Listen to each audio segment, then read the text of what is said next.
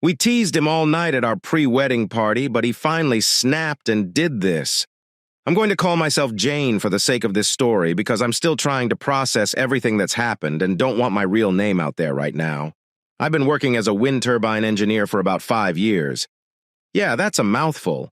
And no, I don't just stand around wearing a hard hat all day, though that is part of the job. I actually really enjoy what I do.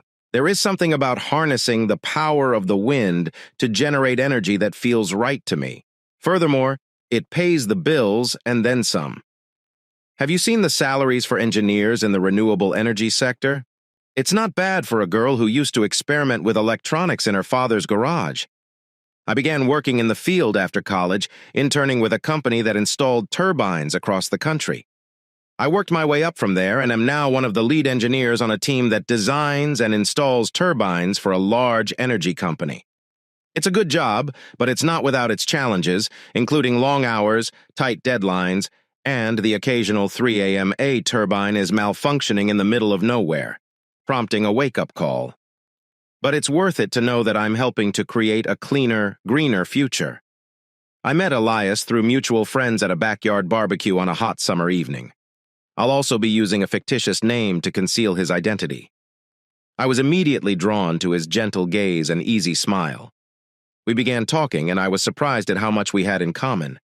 As we talked, I felt at ease around him. He was easy to talk to and listened in a way that made me feel like I was the only one in the world. I was smitten but didn't want to admit it to myself. We exchanged numbers and he invited me out on a proper date. Several days later, our first date was a bit chaotic, but we still had a great time. Everything fell into place after that. We spent many nights exploring the city, trying new restaurants, and laughing together. He was someone I cared about deeply because he was always there for me, whether I needed him or not. After a while, I realized that I wanted to spend the rest of my life with him. He proposed to me on a beautiful hike, and I accepted without hesitation. We were both overjoyed, and our friends and family were thrilled for us. Elias was the most trusting and believing person I'd ever encountered. He always saw the good in me, even when I did not deserve it. He would do anything for me, and I mean everything. He would drop everything to help me and make me happy. At first, it was sweet. He'd surprise me with my favorite coffee in the mornings, or show up to work with a bouquet of flowers. However, it gradually became suffocating. He would do everything for me without asking. He would pay my bills, prepare my meals, and even choose my clothes. I know it sounds ridiculous, but he seemed to think I couldn't take care of myself. Perhaps in some ways he was correct. I'd gotten so used to him doing everything for me that I'd forgotten how to do things for myself. Then there was the way he spoke about me. He would go on and on about how brilliant, talented, and beautiful I was. He treated me as if I were a goddess. It was flattering at first, but it quickly became creepy, as if he was putting me on a pedestal and I didn't know how to get down. I realized I should have said something. I should have told him to back off a little, but I did not. I just let everything happen because it was easier that way. We began making wedding plans and everything seemed perfect. But looking back, I suppose I was ignoring some signs, some unwelcome warnings. Everything changed during the pre-wedding party. We were laughing and having a good time at one point. The next, my world was turned upside down. The pre-wedding party was in full swing and everyone was having a good time. Elias was beaming with happiness, and I was fine. I was pretending to be my friends, and I'd had a few too many drinks, so we started teasing Elias about his trustworthiness. We'd make jokes about how I might be taking advantage of him, and he'd simply laugh it off. However, the jokes continued and became increasingly mean-spirited. We were all having a good time at his expense, and I did nothing to prevent it. Daniel Elias, his best friend, appeared to be the mastermind behind the whole thing. He'd make snide remarks about how whipped Elias was and how I must have been doing whatever I wanted behind his back. Elias would simply shake his head and smile, but I could see doubt creeping into his eyes, and I did not stop it. I did not tell my friends to back off or leave him alone. Looking back, I realized how cruel we were being, and it was all leading up to the point where he couldn't take it anymore. After a while, Elias had had it. He stood up, said something about having to take care of an important matter, and stormed out. I didn't think much about it at the time. I just assumed he was going to cool off, make a phone call, or go outside for some fresh air. But as soon as he left, Daniel caught my eye and motioned for me to join him outside. He raised an eyebrow and cocked his head, and I knew exactly what he was asking. I stood up, trying to appear unconcerned, and followed him out to the garden. It was quiet and dark outside, with the only sound being distant music from the party. Daniel grabbed my hand and led me behind a row of bushes where we couldn't be seen. Then he kissed me. It was passionate and intense, and I felt as though I was melting into his embrace. He was an excellent kisser, and I couldn't help but respond. We stood there for a moment, arms wrapped around each other. I knew it was wrong, but at the time I didn't care. I got caught up in the excitement of it all, the thrill of attempting something forbidden. It felt like a rush, a high, and I simply couldn't get enough. I know you were surprised that I was having an affair with my boyfriend's best friend. I met Daniel through Elias. They were college friends, and Daniel would frequently visit us for dinner or to watch games. At first I assumed he was just another one of Elias's friends. Nice enough, but not very interesting. However, as I got to know Daniel better, I realized there was more to him than meets the eye. He was charming and witty, with a quick sense of humor and the ability to make me feel like the only person in the room.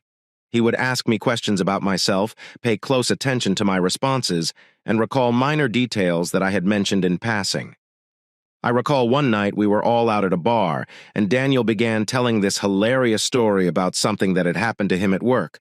I was laughing so hard that I got tears in my eyes, and Elias was grinning ear to ear. After that, I began looking forward to Daniel's visit. He'd come over, and we'd spend hours talking about everything and nothing. Elias would occasionally join in, but he mostly sat back and let us talk. I was drawn to Daniel's energy, enthusiasm, and zest for life. He had a spark in his eye that I couldn't resist, and yet I never considered him anything more than a friend, not until a few months ago. Looking back, I realized I was oblivious to the signs. Daniel would brush his hand against mine or touch my arm while we talked. He'd make these flirtatious comments, and I'd dismiss his jokes. But deep down, I knew. I knew he was interested in me. I was also interested in him. That's when our affair began. It was a gradual process, a slippery slope that I couldn't seem to climb out of. We'd meet for coffee, just the two of us, and discuss our lives. Then we'd meet for drinks, and the conversations would become more in-depth and personal. We'd find excuses to touch each other, brush our hands together, and stare at each other for too long. It was exhilarating and terrifying. I was fully aware that I was putting everything at risk, my relationship with Elias, friendships, and reputation. But I couldn't control myself. I was addicted to the excitement of it all, the thrill of being with someone new. We'd sneak glances at each other at social gatherings, our hearts racing with anticipation and guilt. We'd send each other secret messages, our fingers flying across the keyboard as we attempted to express emotions we couldn't articulate. Back to where I was before. I am still trying to process what happened that night. Daniel and I kissed, and Elias noticed us. He stood there looking at us. Perhaps he had been standing there before we arrived. It was a detail I couldn't claim. He looked hurt and betrayed, and then he took off without saying anything. I felt like I'd been punched in the gut and had all the air sucked out of me. I knew I had made a big mistake, but I had no idea how to fix it. Daniel tried to speak to me, but I pushed him away. I did not want to hear it. I did not want to face the consequences of my actions. I just wanted to travel back in time and undo everything. But I could not. All I could do was stand there, frozen, as Elias vanished into the crowd. I knew I should have gone after him. I tried to explain and apologize, but my feet felt heavy, like lead. I could not move. I could not speak. All I could do was watch him walk away. I couldn't bring myself to go home for several days. I didn't know how to confront Elias, how to explain what happened and apologize for my betrayal. So I stayed away, hiding out in a friend's apartment, unhappy and ashamed. But I couldn't stop sending him texts. I sent him message after message, apologizing, explaining, and pleading for forgiveness. I knew it wasn't enough, but I wasn't sure what else to do. I was desperate to get things right. The messages were all the same. I'm very sorry. I was wrong. Please forgive me. I couldn't stop sending them. I needed him to understand how I felt, how much I regretted, and what had happened. After days of hiding, I finally mustered the courage to visit Elias's home. I was nervous, scared, and unsure what to expect, but I knew I needed to confront him, apologize in person, to try to make things right. When I arrived, he opened the door, but he didn't smile, hug, or kiss me. He just stood there, his eyes cold and his face hard. I tried to hug and hold him, but he stood stiffly, arms at his sides. I begged him to forgive me, to listen to me, to speak with me. But he kept pressing his phone, scrolling through the screens, his gaze fixed on the device in his hand. I felt like I was speaking with a stranger, as if the man I loved had been replaced by a cold, hard shell of a person. I tried to touch him and hold his hand, but he pulled away. I tried to kiss him and express my love, but he turned his head. He seemed repelled by me, like I was toxic, poisonous. It was surprising. I'd never seen him like this before. I didn't know how to get through to him. We used to have small fights a few months ago, even when it was my fault. He was always the one begging, while I was sucked in by the pleasure of having him wrapped around my fingers. I'd always ignored him, but this time was different. One of the reasons I had to apologize wasn't because I hoped he'd forgive me. I just wanted the wedding to go ahead. It was embarrassing to cancel the wedding at the last minute when my parents had already gone to great lengths to invite guests. I would not want to lose everything. I begged him to tell me what was wrong and how to fix it, but he simply shook his head. His eyes remained fixed on his phone. I felt like I was speaking with a stranger, so I decided to contact our friend Pete in the hopes that he could talk some sense into Elias. I told Pete everything about the kiss, Elias's silence, and my desire to make things right. Pete listened intently, his expression becoming more and more uncomfortable. I could tell he was disgusted by what I had done, but he agreed to speak with Elias regardless. Pete left for Elias, and I waited anxiously for his return.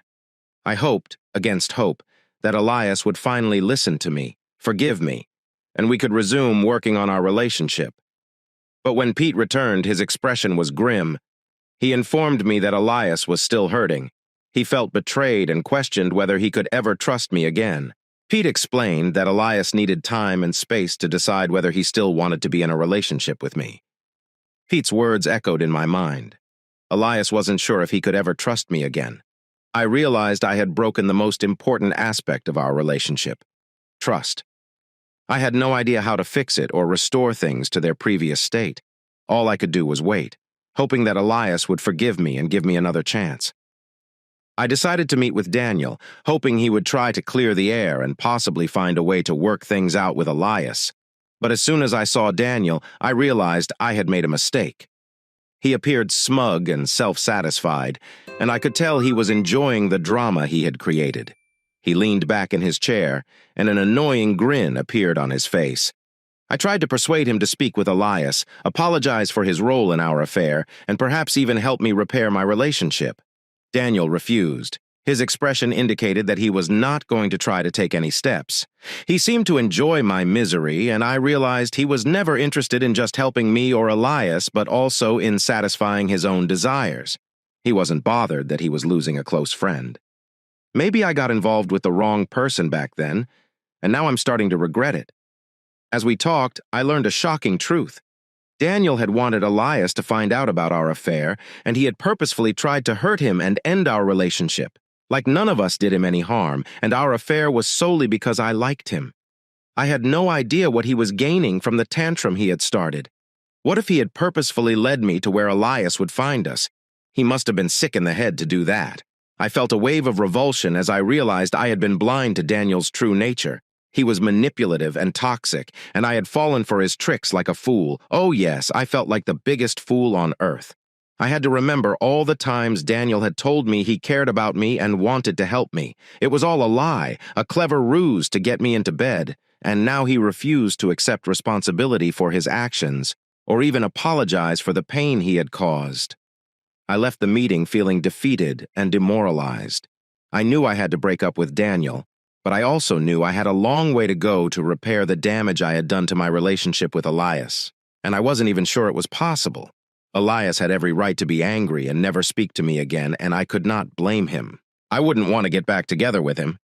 Pete was the only person who knew the truth about my situation throughout the ordeal. He had been someone I could rely on, and he had given me constant advice and support. Pete encouraged me to contact Elias and try to make things right. He also advised me to be honest with myself and face my flaws and weaknesses. Pete's advice had been invaluable, and I relied heavily on him during this difficult period. He was my best friend during my flight and a constant source of support. I knew Pete would be there for me no matter what happened to Elias. Pete was a supportive friend, suggested that Elias and I go to couples therapy together. He suggested that we work through our issues with a professional.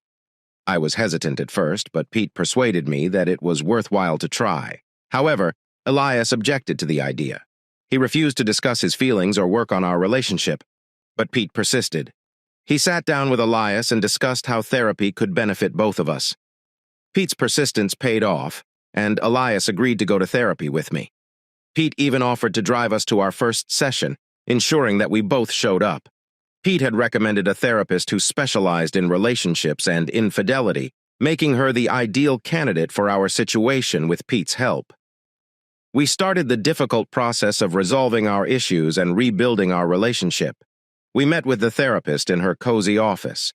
She appeared to be a lover of art and nature, as she was surrounded by soothing plants and artwork.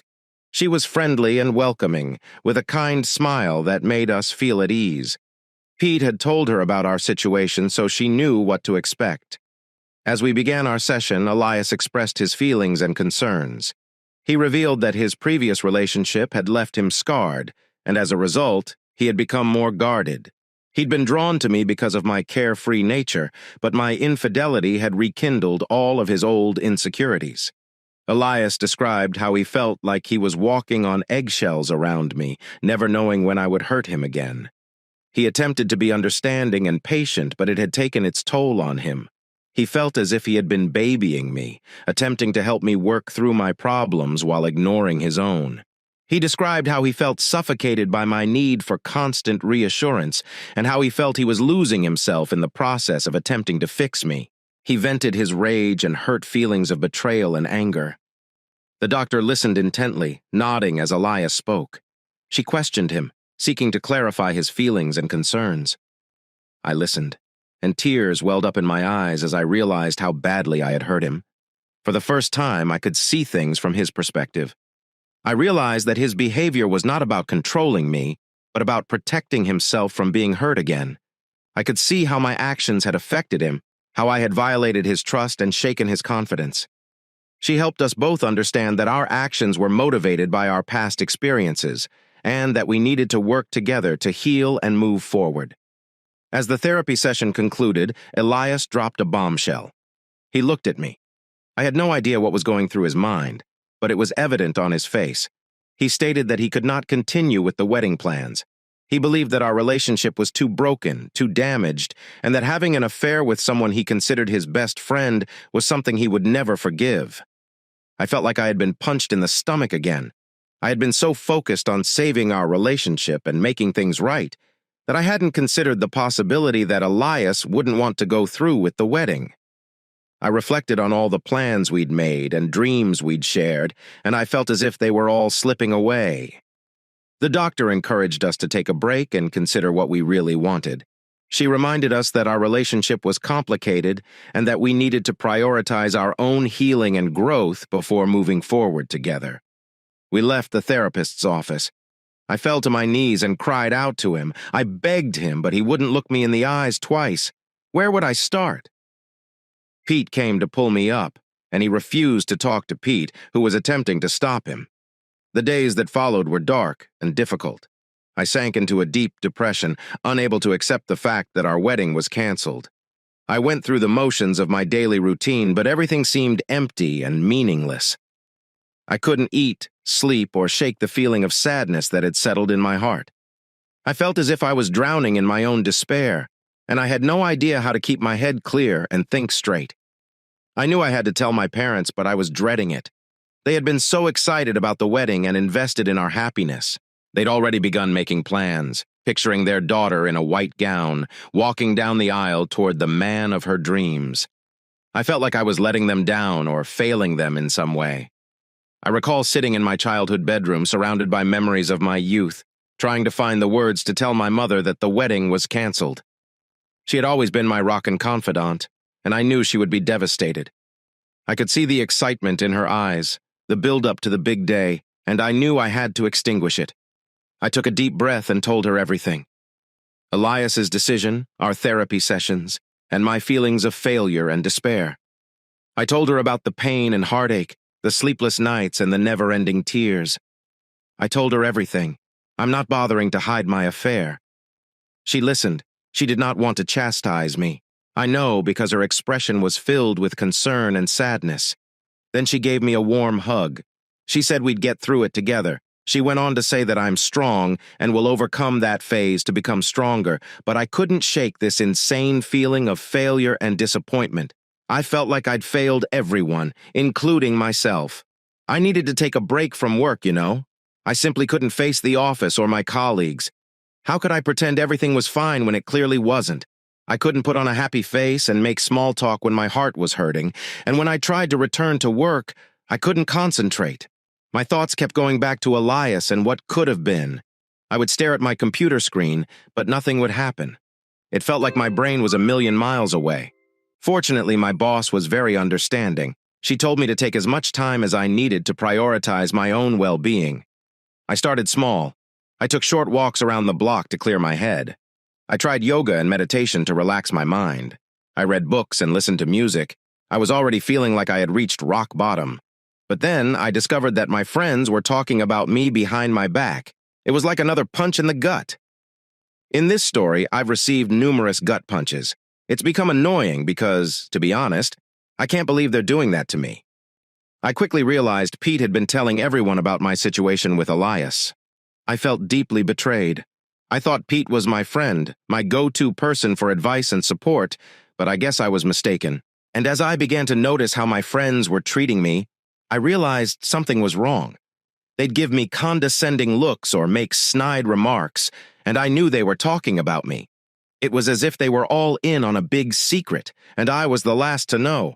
I was so hurt and angry, I'm not even sure who to trust anymore.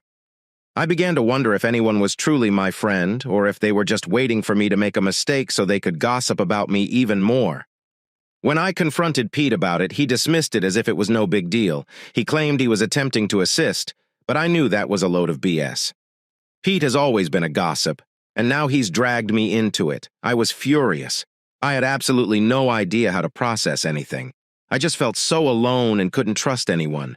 I've been consumed with regret lately. I keep thinking about Elias and how I messed up. I took him for granted, assuming he'd always be available to pick up the pieces. I wish I could turn back time and make things right between us. I want to apologize to him and express my deep regret at losing him. I miss him so much. It physically hurts. I miss his smile, his laughter, and his kind heart. I remember how he would make me laugh, the way he held me in his arms. I miss the way he looked at me, with such love and admiration in his eyes. It feels like I've lost a piece of myself. I am plagued by what-ifs. What if I had been honest with him from the beginning? What if I had worked harder to strengthen our relationship? What if I had appreciated him more? I reflect on all of the times we spent together and the memories we created. I think about how he always knew how to make me feel better. He used to always be there for me. Now he's gone, and I am left to pick up the pieces of my shattered heart. I know I will never find another love like Elias's. I am consumed by sorrow, regret, and longing. I wish I could go back and make things right. But life does not work that way. I can only move forward on my own, with the realization of what I have lost. I hope that someday I will be able to forgive myself, to move past this heartache. But for the time being, I'm stuck in a sea of regret. I wonder what could have been, if only I had been honest, if only I had been truthful. Update. I was still reeling from my breakup with Elias when things took a bad turn. His mother, who I had always gotten along with, came to see my mother. I thought it was a nice gesture, but I had no idea it would result in a heated argument. As soon as Elias, his mother, arrived, I could feel the tension in the air. She was furious, and my mother, sensing her rage, attempted to calm her down. But his mother, Elias, would have none of it. "You reared a harlot." She spat at my mother, her voice full of venom. "Your daughter is a disgrace, and she is broken." My son's heart broke into a million pieces. I felt shocked, hurt, and angry all at once. I'd never seen Elias's mother like this before. She'd always been kind and warm to me. However, she appeared to have changed. My mother was taken aback by her words and attempted to defend me, but Elias, his mother, would not give up.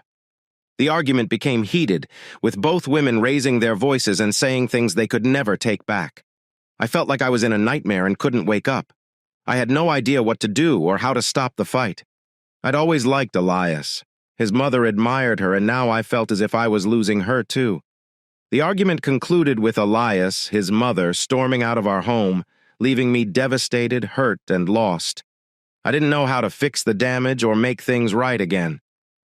Just before I left, Elias's mother dealt him another devastating blow.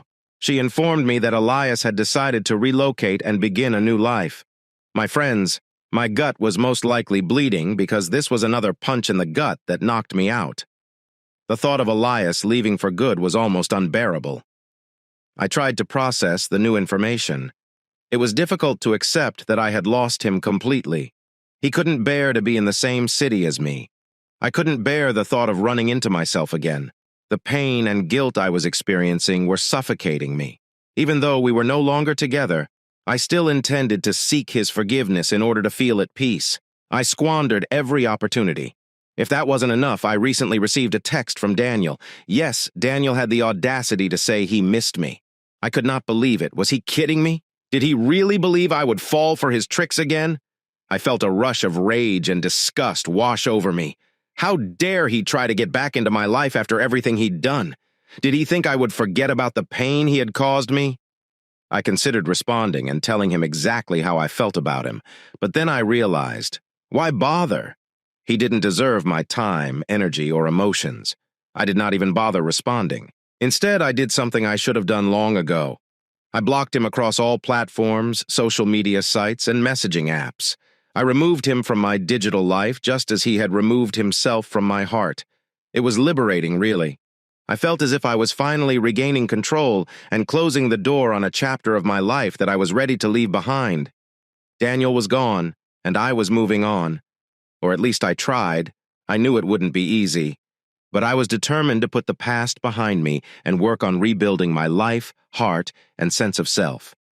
As I close this chapter of my life, I'd like to thank everyone who has followed my story. You either loved or hated me, thanked or cursed me. I see you, I hear you, and appreciate you. To those who made negative remarks, called me names, and questioned my decisions, I also thank you. Your words sting, but they also strengthened me. They made me realize I am not perfect, but I make mistakes, and I can always improve. Your criticism compelled me to look inward, face my flaws, and work toward becoming a better version of myself.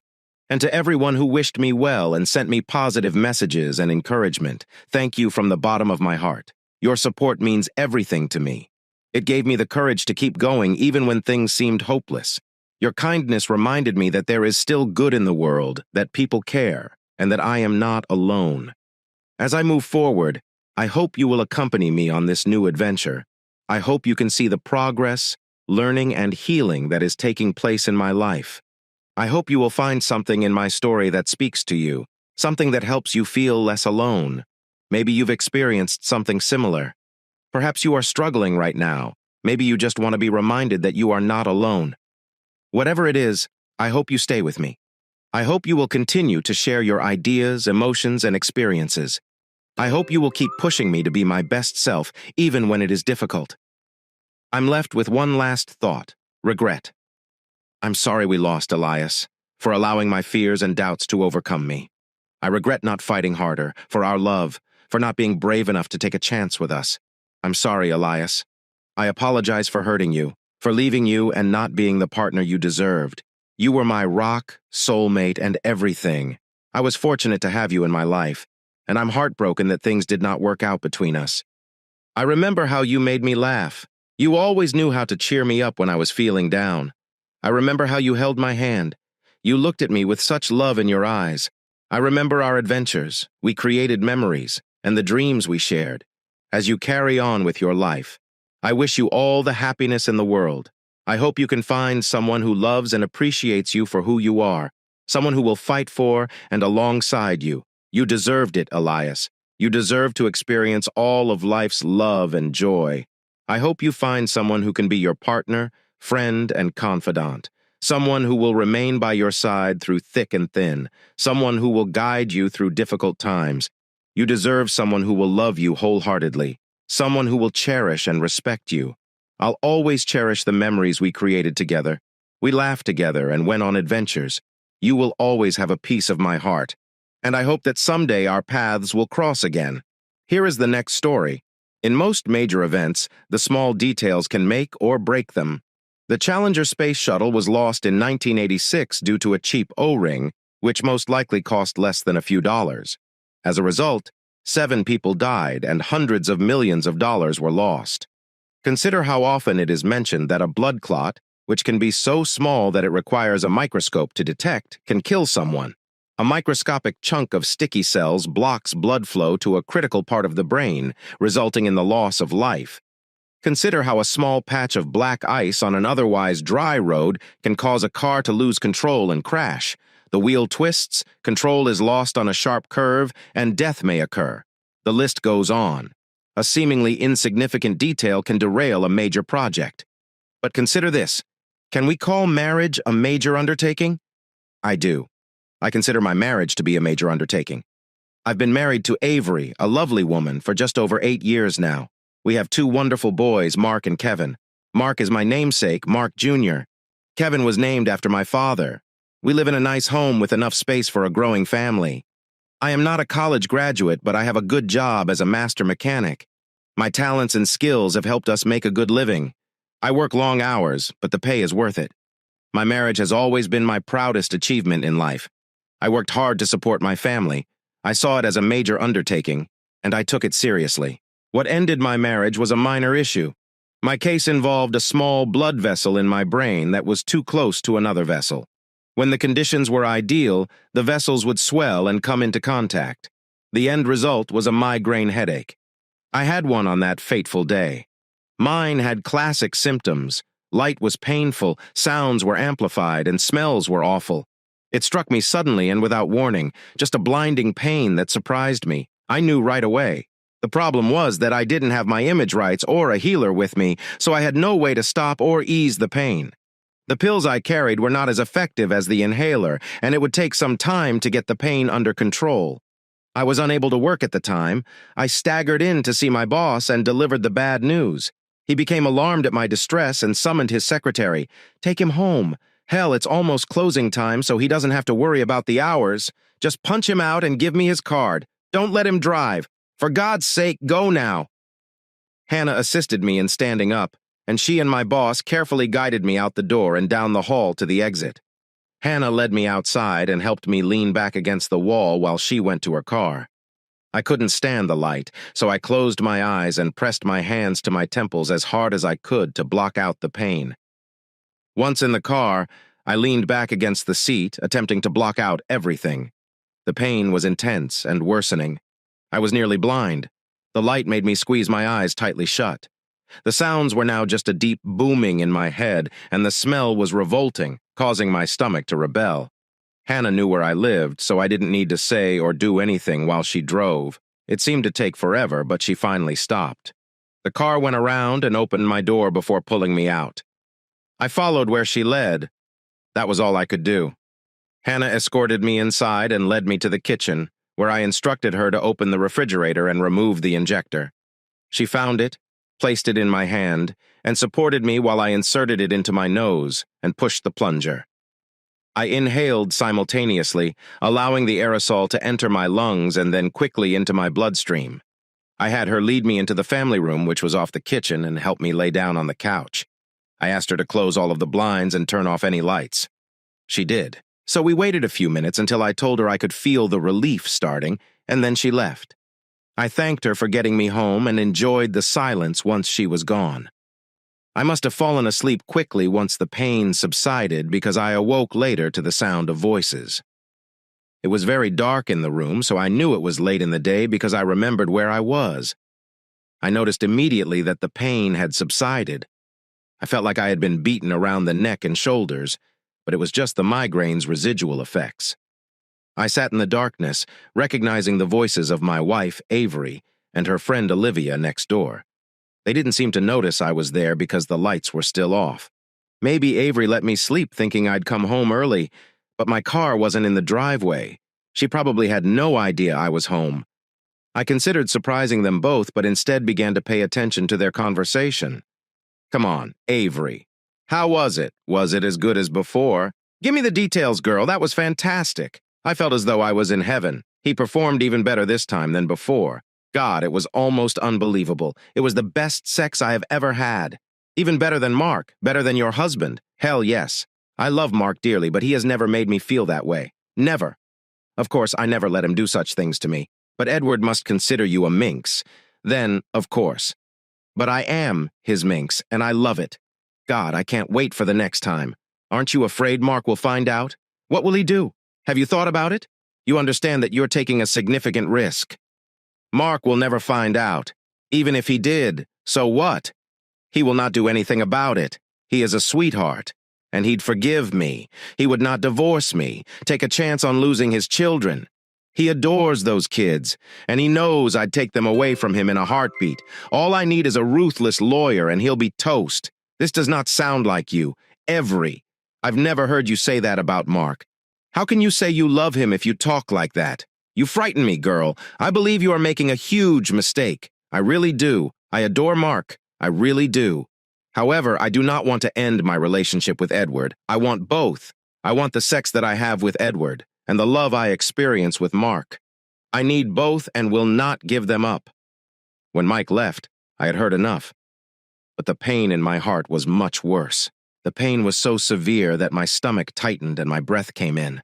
Gasps, my ears rang and blood rushed to my head.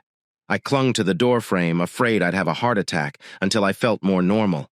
I still hadn't told them I was there. But as my composure returned, rage grew within me, escalating until I felt ready to explode. I stood up straight and lifted my head as I stepped into the kitchen light. The moment Olivia spotted me, the room fell silent. She looked up, her eyes widening and her mouth forming a startled expression. "Oh." Her hand instinctively moved to her lips and she whispered, "Oh my God." Avery noticed Olivia's reaction and turned to see what had caught her eye, only to find me standing there. Her expression quickly shifted from contentment to surprise, fear, and finally anger. In one swift movement, she pushed her chair back and stood up, facing me. "How much have you heard?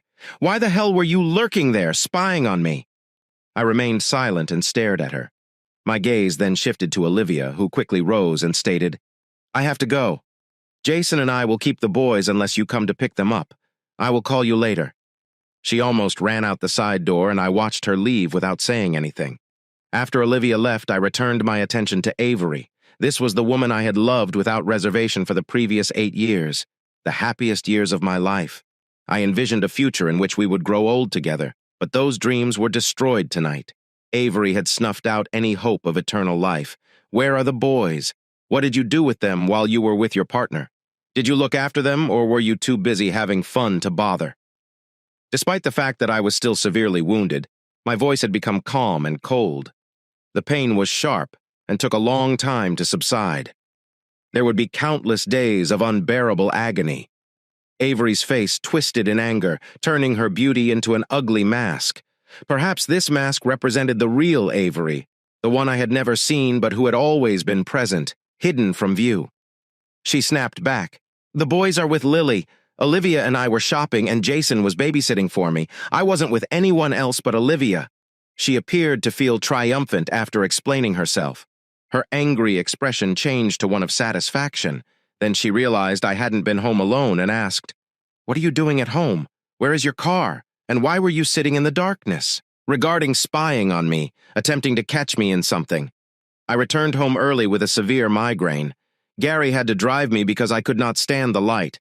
I took my image, Rex, and then fell asleep. I have been here ever since. As I spoke, a tremor ran through my stomach, and I felt an urgent need to vomit and go to the bathroom. I continued, "Your voices awakened me, and what I heard made me sick. I need to use the restroom. So if you'll excuse me, I'm rushing to the restroom, trying unsuccessfully to empty my stomach.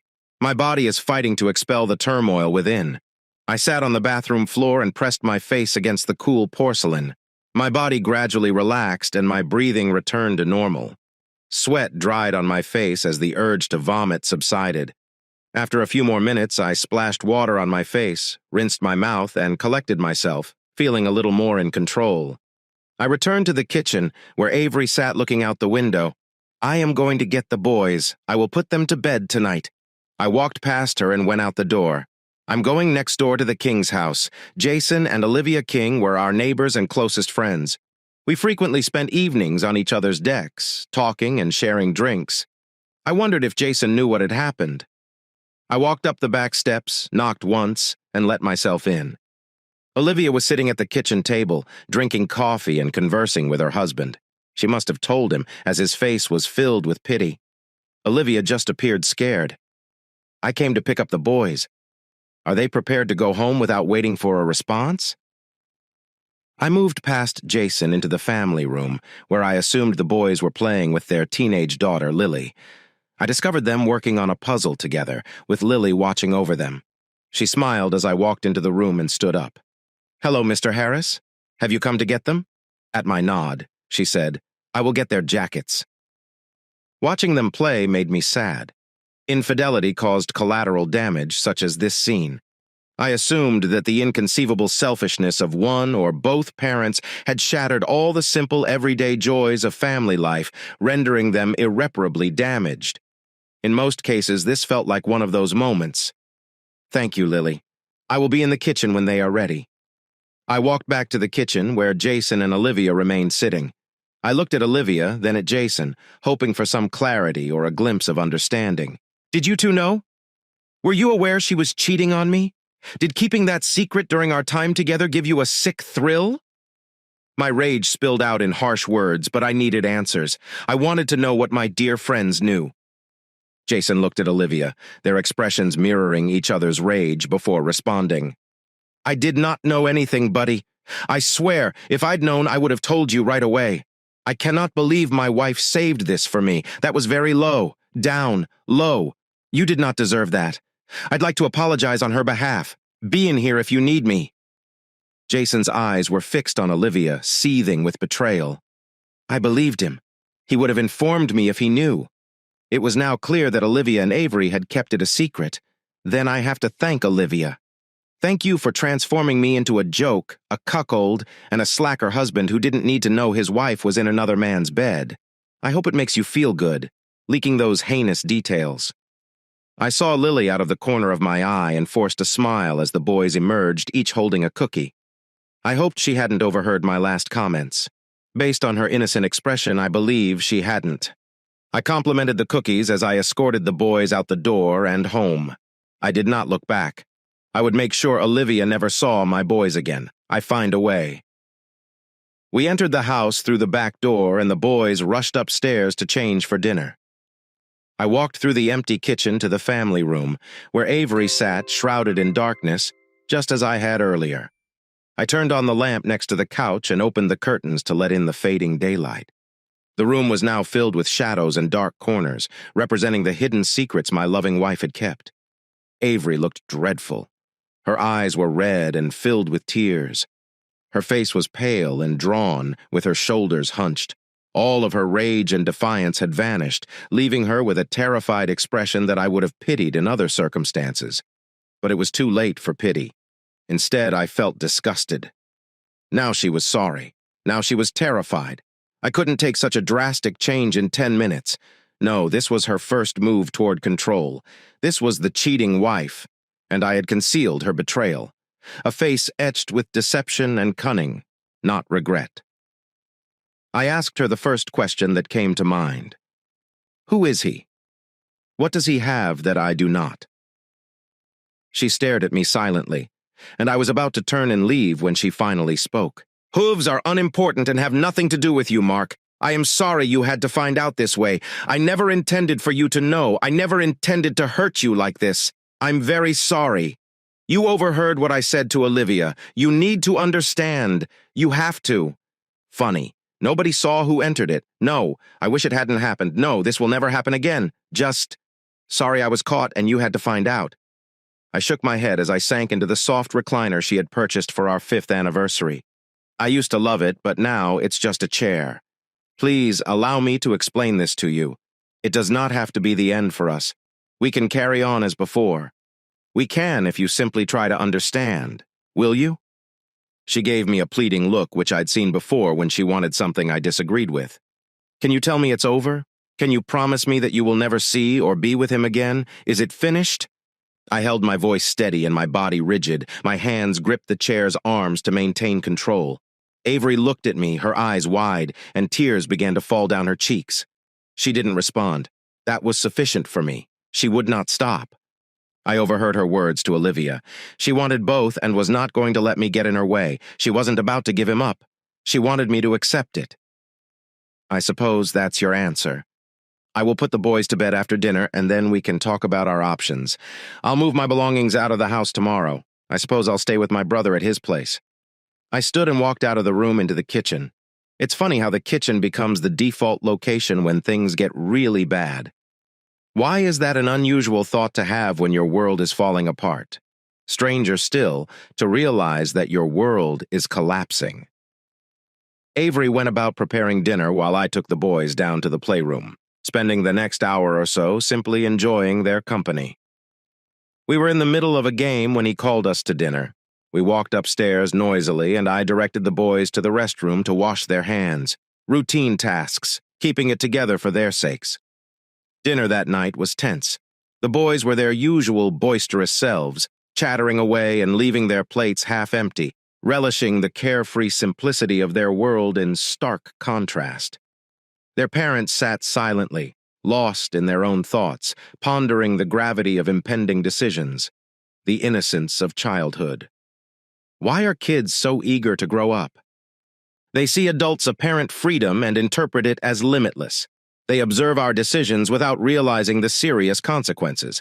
They equate independence with the absence of rules. Adults understand better, however, some don't. Some, like Avery, regard freedom as limitless, dismissing rules and consequences alike. After dinner, everyone cleaned up while I took the boys upstairs to bed.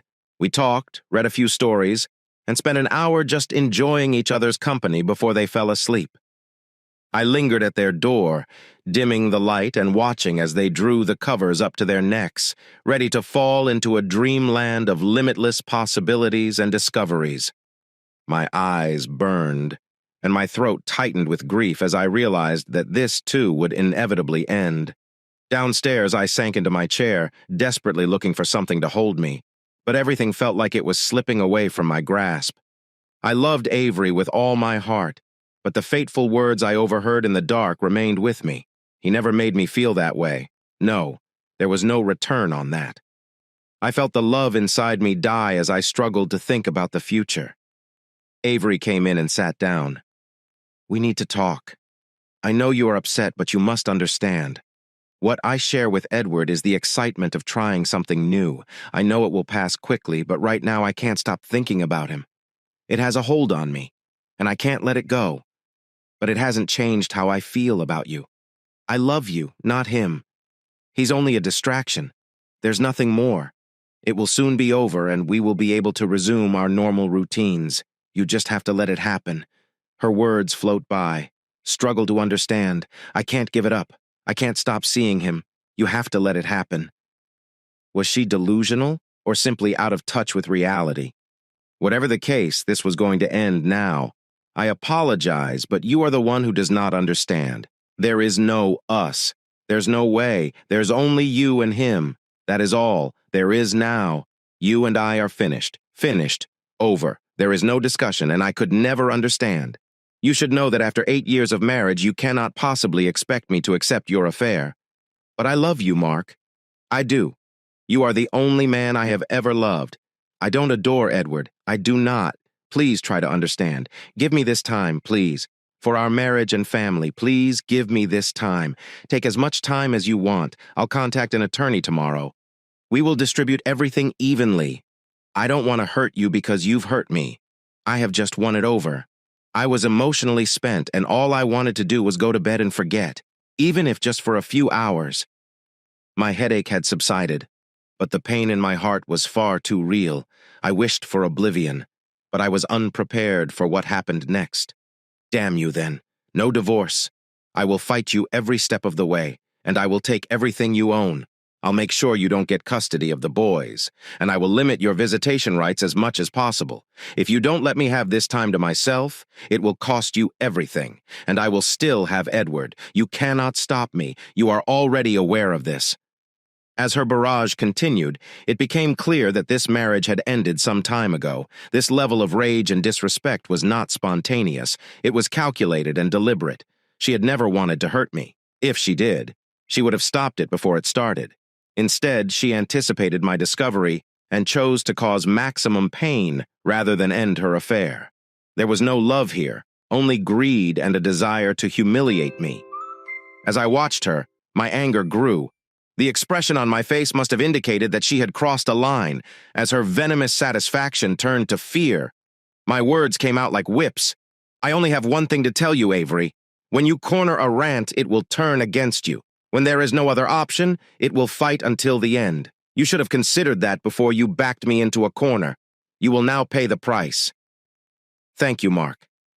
I don't want to do this, but I believe I have no choice. I love you and will do anything to prevent you from leaving.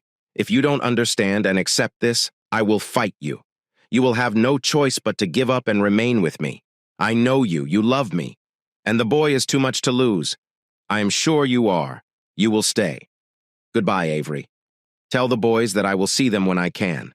I'll just grab a few things and get out of here. We can arrange for me to pick up the remainder later."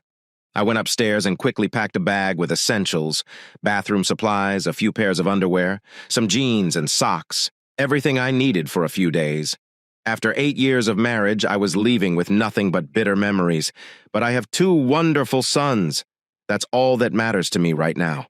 When I returned downstairs, Avery was sitting in the kitchen by the door, clearly preparing to make one last plea.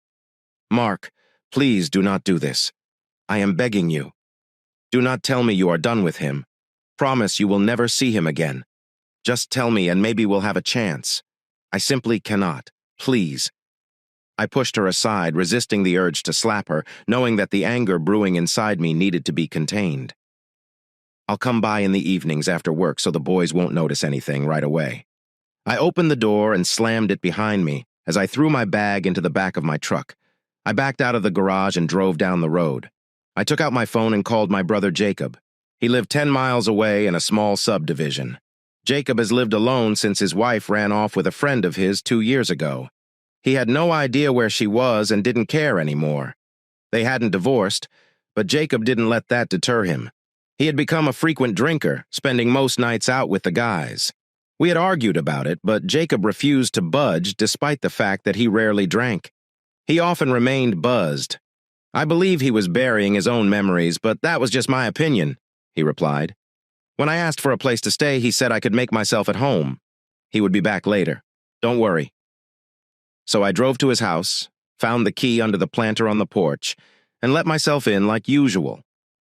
The house appeared abandoned. Jacob was many things, but not a slob. In reality, he was obsessively neat. He had always been like that, and it was reassuring to see that some things had not changed. It was only my life that was a mess. I checked the fridge, found a few beers, and made myself at ease, as he suggested. By the time he returned, I was pleasantly buzzed. I had gone to the store for more beer and had already finished half of it. When Jacob arrived home, I told him about the fight with Avery. All they said was, "Shit, bro." That pretty much sums it up to help you. He sat down and began drinking the remaining beer, making sure I did not go too far off the deep end. "On your brother," he stated. "We are always here for you." The next morning, I awoke with a severe hangover and a pounding headache. It was my fault for drinking like that, even though I had a reason. There was no excuse. I staggered into the bathroom and stood under the shower, allowing the cold water to wash away the remaining alcohol in my system. Staying drunk would solve nothing. I found a note from Jacob stating that he was at work and had reported me absent for the day. Not surprising given that we were scheduled to work that Saturday. We both worked for the same company, which leased and rented heavy construction equipment to major contractors across the state, with customers relying on us. It was our responsibility as top mechanics to keep the rates running, regardless of the problem. The work was demanding, but it paid well and allowed me to support my family. That was my responsibility to provide, so I knew I had to keep working, earning the money to keep the house she was so proud of. I believe she saw it as a home for us, a symbol of safety for our family. I was proud of how I honored and valued my family, but last night, Avery shattered the illusion. She saw the house differently, as an asset to leverage and use to ensure her security or purchase beautiful clothes and lingerie for her lover. I increased the flow of water, hoping to drown out those thoughts despite the fact that I was late. I needed to get to work so I could think, plan, and decide what I couldn't do. Now, emotions are running high. Last night, it was clear that everyone had planned this betrayal ahead of time, knowing I'd be shocked. She had devised a divorce strategy that involved taking everything, making it about hurting the children, and portraying me as the villain if I refused to accept her affair. She had stacked the deck against me, certain that she would not lose her comfortable life to a jealous husband. I dressed and grabbed a box of extra-large trash bags. I knew she'd be gone this morning, driving the boys to her mother's house for a birthday party. It was the boys' 5th birthday. I drove to the house and let myself in. I emptied my closet and drawers, stuffing everything into several large garbage bags. Then I grabbed my bathroom essentials, packed them into a small overnight bag, and carried everything to my truck. I heaved the bags into the back before returning inside. I was not leaving just yet. After work, I would return to spend time with the kids. I had a lot of thoughts and decisions to make. One thing was clear: my marriage was over. I would never, ever touch again. She would no longer be my spouse, lover, or confidant. She was no longer my lover, but someone else's. That thought brought me to tears. I sat on the floor of what used to be our bedroom, crying. Loss is difficult at work. I jumped right into the job, working through breaks and lunch. I enjoyed the distraction. Burying thoughts about home, wife, and children beneath fuel injectors, drive chains, and fuel pumps. I repaired broken drive gears and hydraulic lifts. Is there anything challenging? I worked on the most difficult tasks without speaking. I worked like a man possessed for 10 hours before Jacob tapped me on the shoulder to take a break. Hello, man. Come on. Jesus. Take a break, would you? You make the rest of us look lazy. He stood there waiting until I had finished a day's work on my face. Sorry, man. I'm just trying to lose myself in work. I did not mean to make anyone feel bad. Sorry. I must have looked like I was about to break down when Jacob grabbed my elbow and led me to the break area.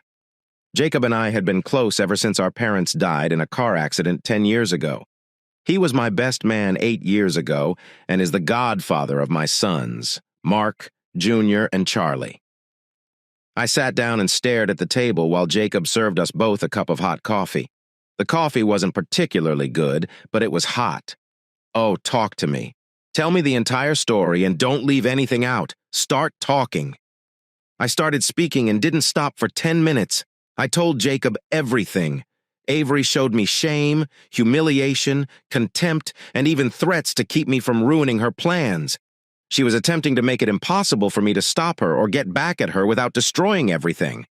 She seemed to take pleasure in making me accept her actions. I told Jacob about the humiliating look she gave me. She boasted to Olivia about how wonderful it was. She threatened to take everything from me, and the contempt was unbearable. Her lover was undoubtedly more important to her than our marriage. Jacob was shocked. He had always thought of Avery as a good woman and mother. Mark had never hinted at any problems, so Jacob assumed their marriage was stable. But now, seeing his brother's pain, he felt deeply hurt. Mark was a good man, a responsible father, and a reliable provider. The guys in the garage knew they could always count on him. He'd helped many people over the years. Jacob's shock turned to rage. How could she accomplish this? To indicate what was wrong with her?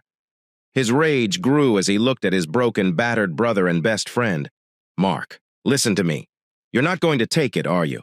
You need to do something. Let me and the others assist you. This can't last. Jacob's homely face was etched with concern. I looked up with a hopeless expression. What can I do? She'll take everything if I divorce her child, including support, alimony, the house, and the car. You know, I'd never take anything from my children. She is using them as a weapon against me. She knows I will not harm them. That jerk she's with probably feels the same way. They've got me by the balls and Avery is squeezing. Jacob shook his hand, growling. Damn both of them. I loved Avery like she was my own sister. But now that she has made her bed, she will have to lie in it. We need to go after them both. First and foremost, we must determine who he is. That's the easiest part. Let me make a few calls, then we can talk. I simply shrugged. Okay, but I'm not sure what you think I can do. She refuses to tell me anything about him. So what? We will find him, and he will die like everyone else. And you realize you can't go back to Avery, right? That is no longer possible now that she has. If you agree, she will castrate you emotionally. She will lose all respect for you, man. I was taken aback for a moment, but then a small smile appeared on my face. You're correct. She is no longer my loving wife. Last night I learned how quickly love can turn into hatred, and today my hatred for her is stronger than my love was yesterday. She twisted my emotions, and now that bitterness will return to haunt her. I told her that we talked a little longer, clocked out without overtime, and went to a small bar near work. Neither of us intended to get drunk. This was business, and plans needed to be made. Jacob gathered a few others, and we sat around a table, plotting. I was astounded by the amount of support I received from my friends. They did not ask any questions. They simply wanted to know how they could help. This was the loyalty I thought I had from Avery, but it was an illusion. We worked together to create a workable plan. At 7 p.m., I pulled into the driveway and entered the house. Funny, I thought as I walked in, it was no longer a home, but simply a house. I walked into the kitchen, removed my jacket, and went to the family room. There I saw Avery sitting in her chair watching her 5-year-old twins, Mark and Charlie, play video games. I stood there, retaining this image in my mind indefinitely. It wasn't going to continue like this. Avery was staring at me as I watched the children. She had a small smile on her face that I now recognized. It was a contemptuous smile for both me and the once wholesome scene. It was all a lie, a big lie, with her as the liar. Now I could see clearly. I returned her gaze but did not smile. When I turned away, she was looking down. I went down to the kitchen, rummaged through the fridge, and discovered some leftover fried chicken and mashed potatoes. I placed them in the microwave to repeat. I was not hungry, but I needed to do something. I had planned to talk to the boys just before bedtime, but Jacob persuaded me to postpone it when I did speak with them. It would mark the first step in the fight against Avery. I might lose, but I'd fight to the end. I sat down with my plate and started eating slowly. The food lacked flavor, but I needed to keep my strength for what was coming. Halfway through my meal, Avery entered and sat across from me. I gave her a brief glance before returning to my methodical chewing without saying anything. I didn't have any words for her yet. Have you calmed down since last night? Can we now talk like civilized adults? She asked.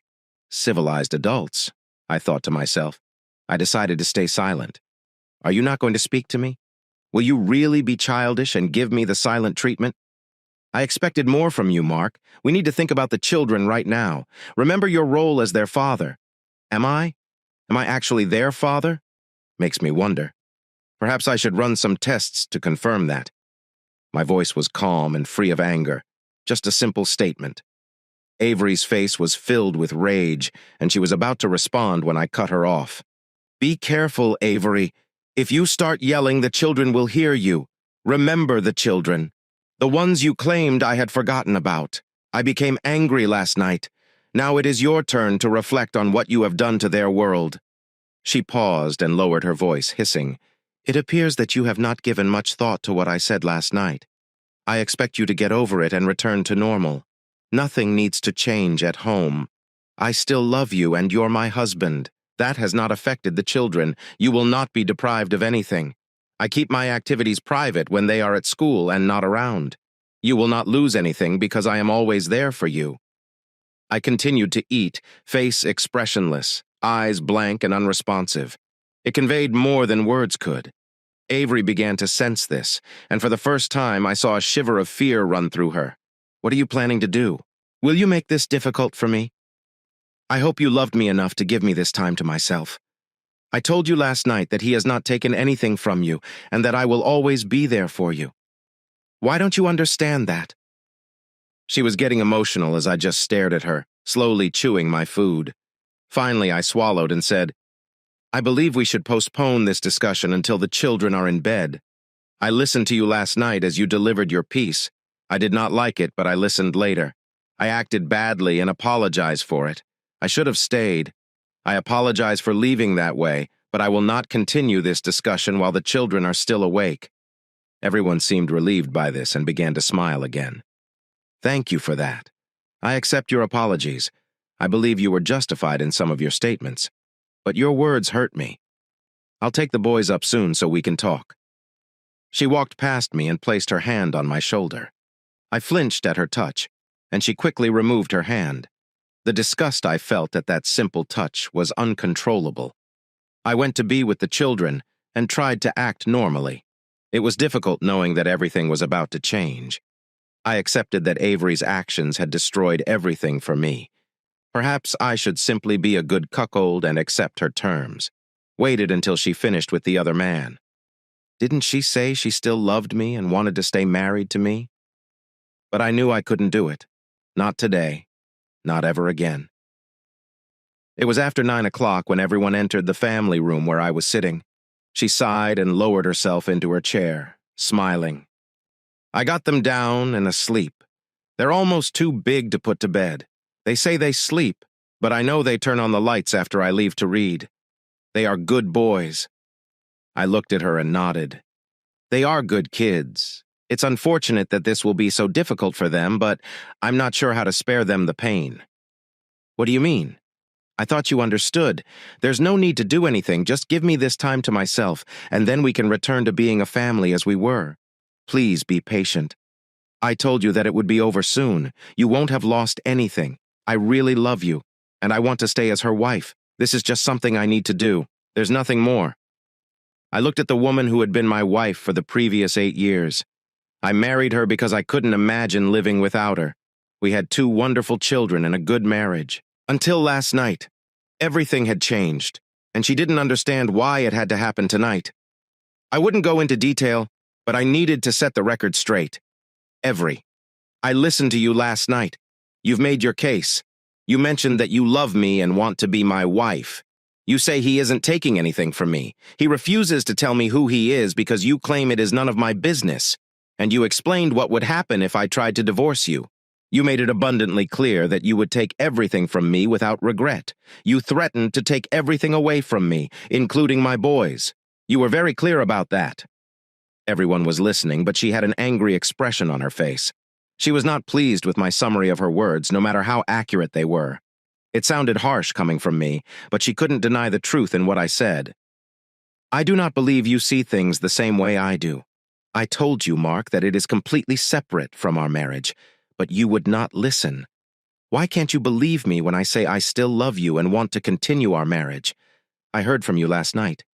Avery was contemptuous. Contempt for me and our marriage. When I became angry, you responded with threats.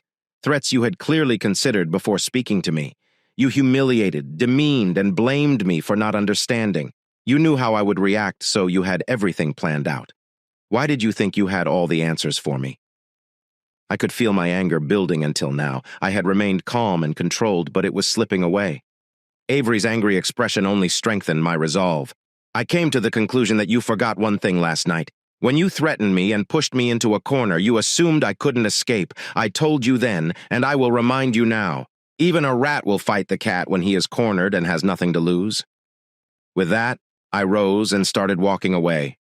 When I got to the kitchen door, I paused. I'll be staying somewhere else tonight for a while.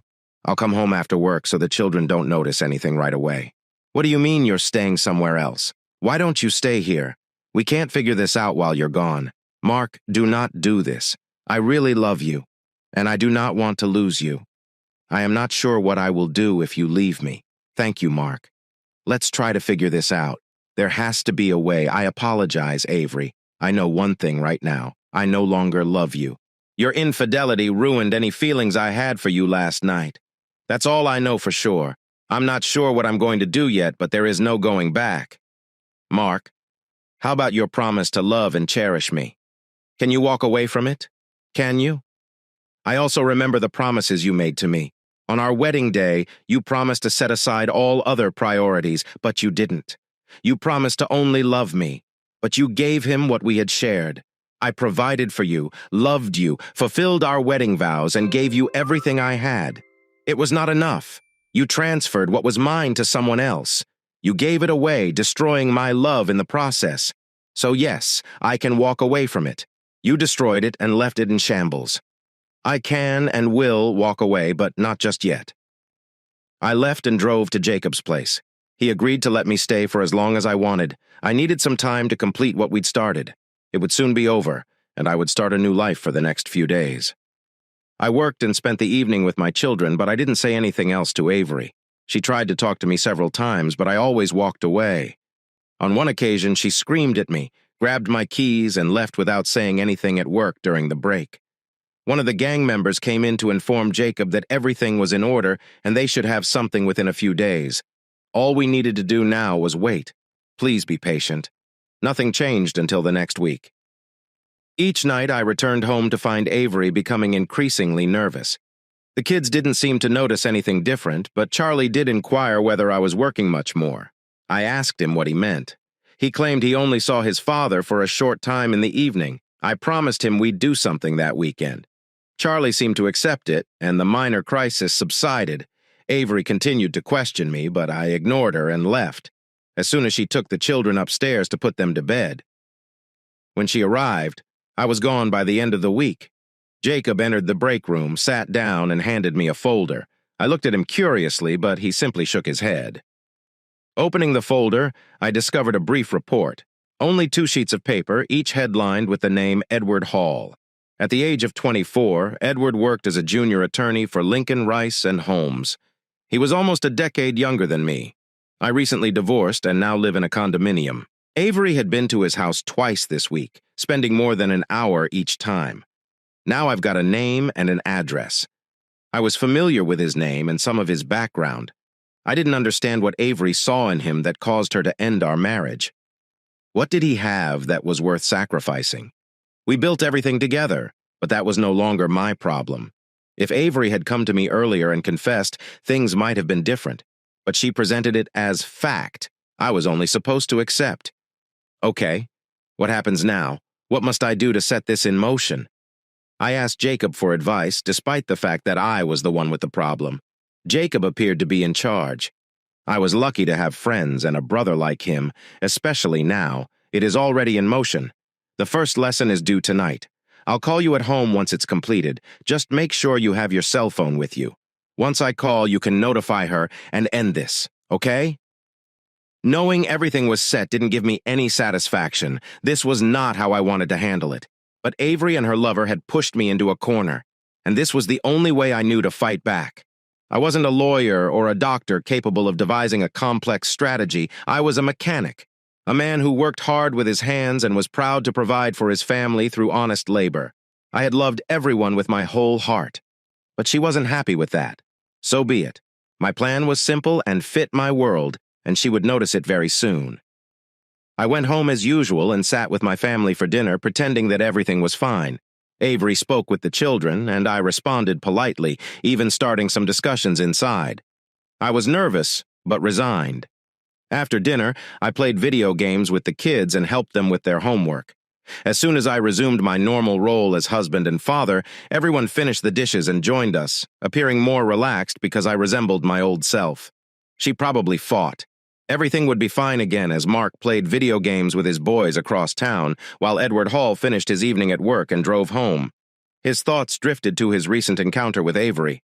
She had been especially passionate during their previous encounter.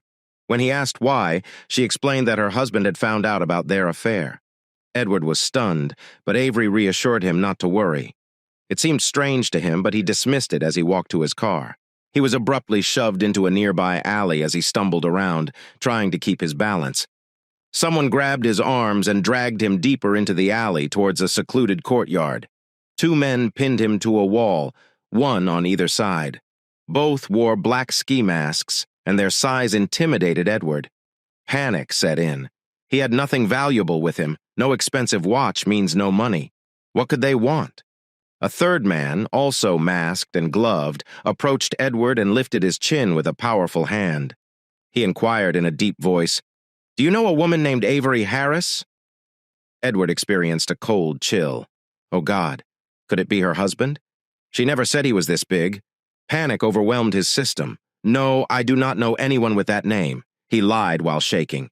The man punched him in the ribs. The pain was intense and breathtaking. He saw stars and barely remained conscious. "I will ask you again.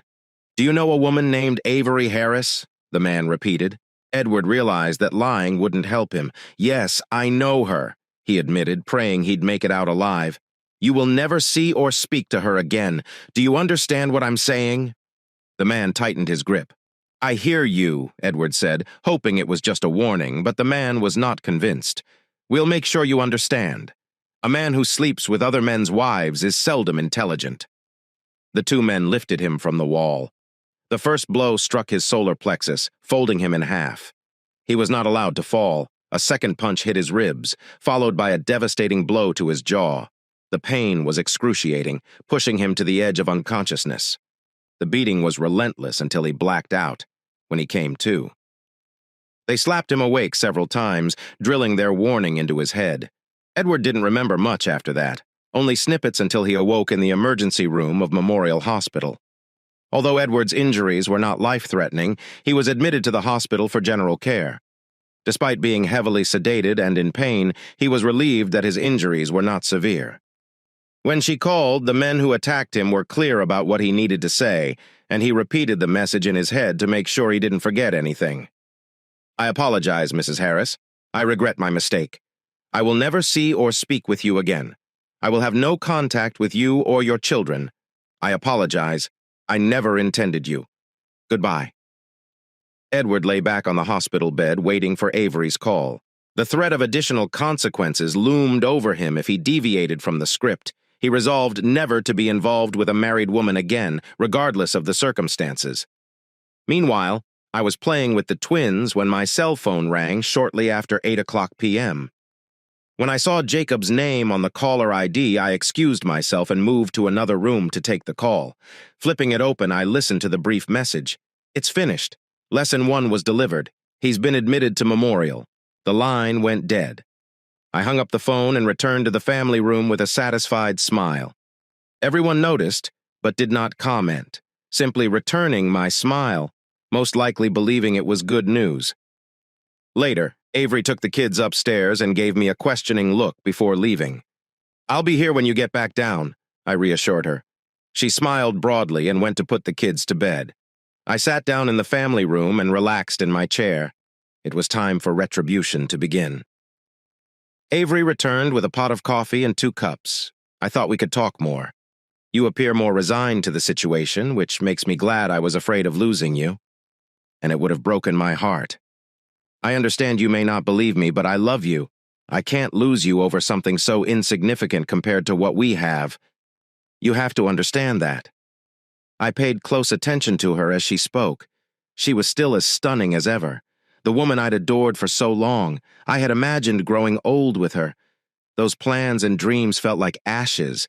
It was time for the end to start. I need to tell you something, and I want you to pay close attention. I know your lover is Edward Hall, a junior lawyer at Lincoln, Rice, and Holmes. I know everything about him, and I know you've seen him at least twice this week." Avery's eyes widened with surprise, and it appeared that she wanted to say something, but I motioned for her to remain silent. "Listen to me," I started. "You threatened me with a divorce. When I was angry, you threatened to take everything I own. Your exact words were etched in my memory. I will take everything you own. There were more contemptuous words that destroyed our marriage. You forced me into a corner with no options, expecting me to remain silent while you betrayed me. I warned you about those cornered rats. Fight back." At this point, I noticed fear and pain flash across her face. She had no idea what was coming, but she had a feeling it would not be pleasant. Her shoulder tensed, and she instinctively bowed her head. "I know you told Olivia that I never made you feel as he did. It's over now, and I'm sorry you enjoyed it so much. But Mr. Hall was made aware that his time with you was up. He will not see you again. Never. He has also been told that he is not to speak to my sons." He agreed. Her face contorted with shock and disbelief as I continued. I'll file for divorce, but there will be no alimony. I'm filing on the basis of infidelity. Even though we live in a no-fault state, I am still able to file with reason. I have the evidence required to prove your guilt. There will be child support. My sons will not like anything as long as you care for them.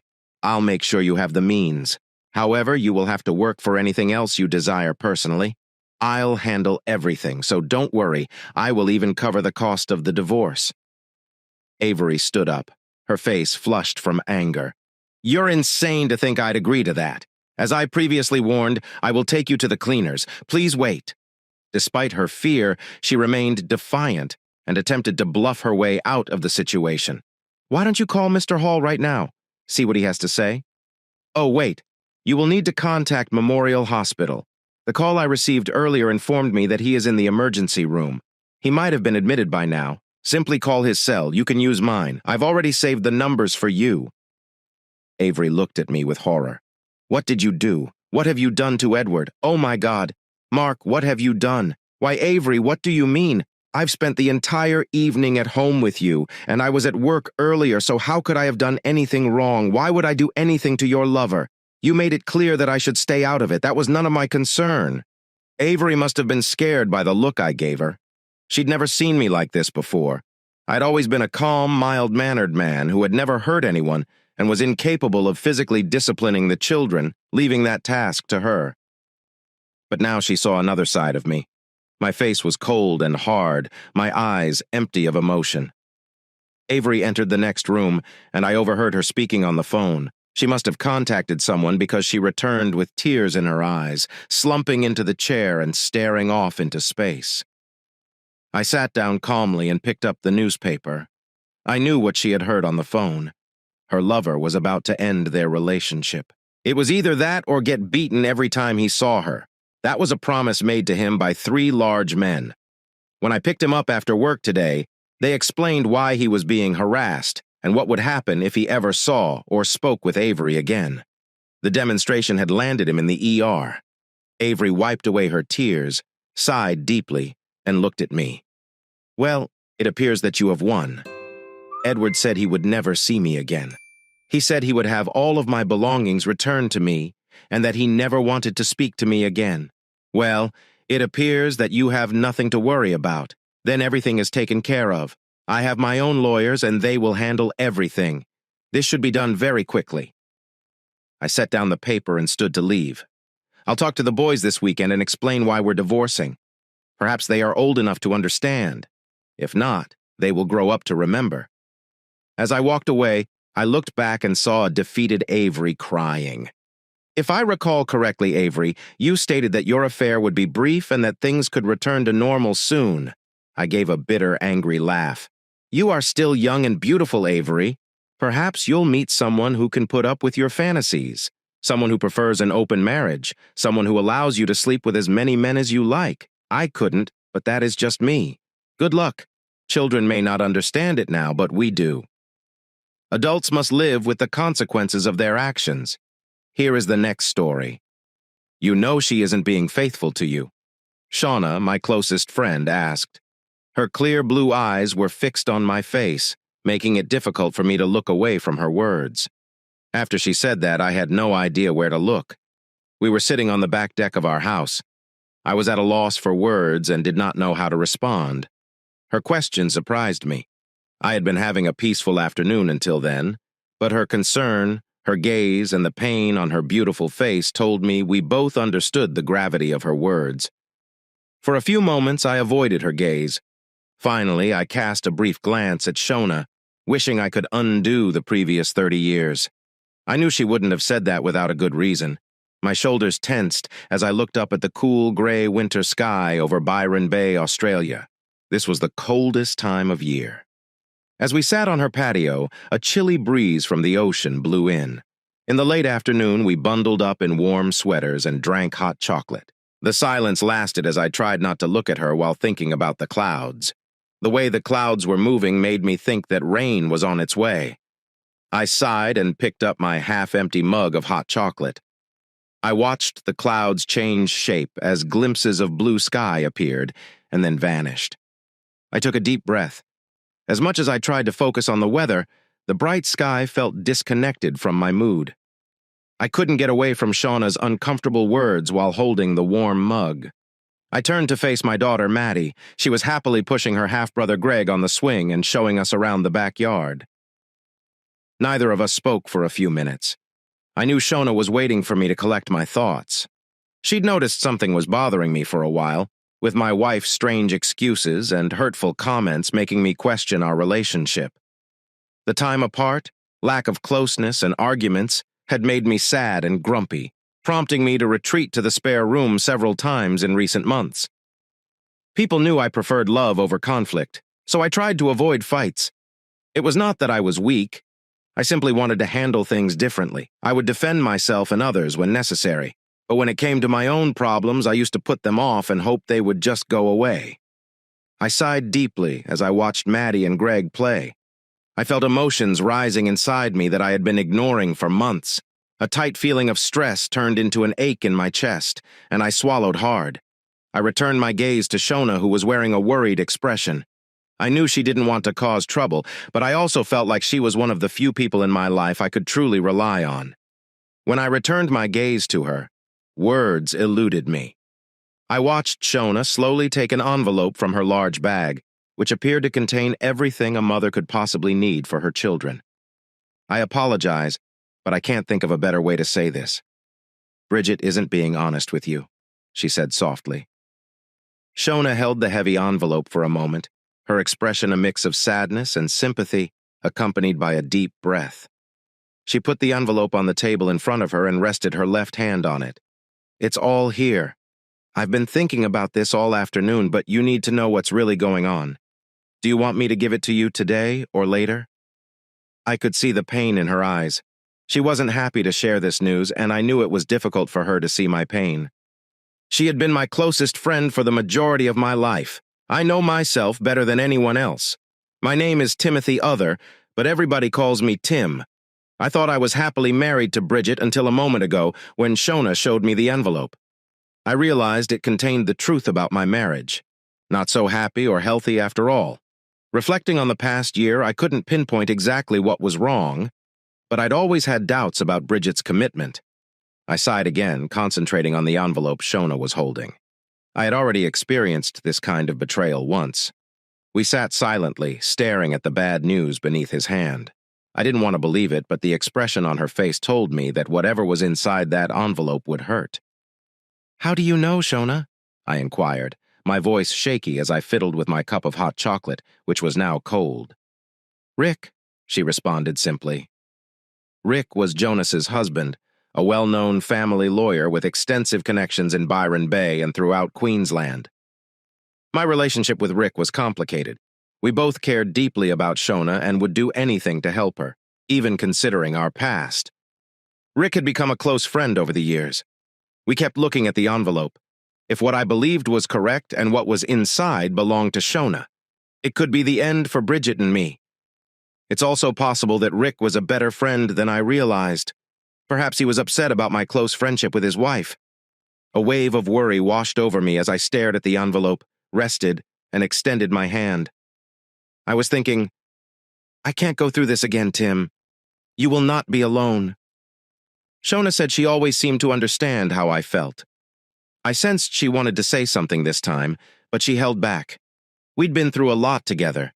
At 25, facing a second divorce before the age of 30 would be difficult regardless. There were long pauses in our conversation as she gave me time to think. After a while, our silence was broken when Maddie entered carrying Greg, a 1-year-old mom. I believe Greg needs a diaper change. He smells bad, she said, wrinkling her nose. The smell proved she was correct. Maddie was 8 years old but acted much older, and she enjoyed telling everyone what was going on. Shona stood up, grabbed her bag, and quietly took Greg from Maddie's arms. She looked at me briefly before picking up the envelope again. She nodded to Maddie and then looked at me. I nodded back. Maddie did not need to know what was inside. Before I knew it, Maddie had settled into my lap and hugged me, giving me an air kiss as Shona took Greg away to clean him up. "Are you okay, Father?" Maddie asked. "You appear worried. What did you and your mother just talk about?" She noticed the expression on my face that I couldn't hide. "You aren't fighting again. Are you like me when I was little?" Her face turned pale at the thought of fighting. Her mother and I had not been a couple for as long as she could remember, but Maddie always considered us best friends.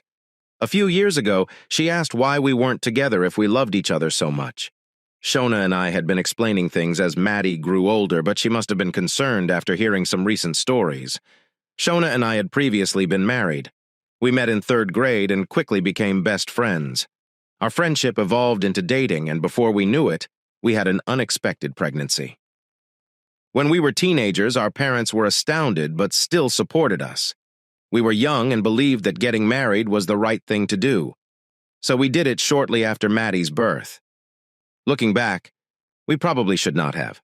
Shona and I were best friends, but marriage didn't work for us. After having Maddie and getting married, I felt love was present. We appeared to be a happy young couple, but a number of minor issues accumulated and eventually separated us. No matter how hard we tried, marriage simply did not fit us. My job was one reason we drifted apart. I was a software programmer who enjoyed gaming. I started my first business when I was 16. I married and became a father at 18 while working long hours, sometimes 80 to 90 hours per week. I did my best to spend time with Shona and Maddie, but it never seemed like enough for her. It was all about the small things. Most people do not interact with children or work until they are in their 20s or 30s, but Shona and I faced that when we were only 18. Our parents did not believe we would last. They required us to sign a prenuptial agreement before we married. I had to because my parents were giving me money to start my business, and it was clear that they did not want to risk their daughter's future if my business failed. The first business did okay. It did not fail. But after 2 years, I started another business and merged the first one with it, resulting in other gaming. Even though I am only in my mid-20s, I already have 50 employees spread across 3 countries. This includes programmers, testers, marketers, and administrative personnel. Other gaming generates approximately $180 million per year, primarily through free games with options to purchase additional items. Our profits are decent when compared to other gaming companies, and our investors have always been pleased with our performance. Shona and I both adored Maddie back then. We were great friends, but we didn't fall in love like true soulmates. Little things turned into big problems, things you can overlook if you're truly in love. Without that strong connection, they simply drove us apart. We were on our way to breaking up with me. I'm busy at work. I wasn't as present as I should have been, which made things worse for Shona and our relationship. But maybe the quick end helped us maintain our friendship as we fought over chores, my long hours, and caring for Maddie. At work, tensions continued to rise. I had a meeting with some investors and forgot to inform Shona. That same day, Shona did not mention that she wanted me to attend a meeting at Maddie's daycare. When I got home, she was furious, but I didn't understand why. We argued for nearly 30 minutes. Finally, Shona left the house, telling me to look after our daughter and prepare my own dinner. After that, she called some friends and ended up drinking heavily. The next morning, she awoke in the bed of a man she met at the bar. To her credit, Shona did not lie to me.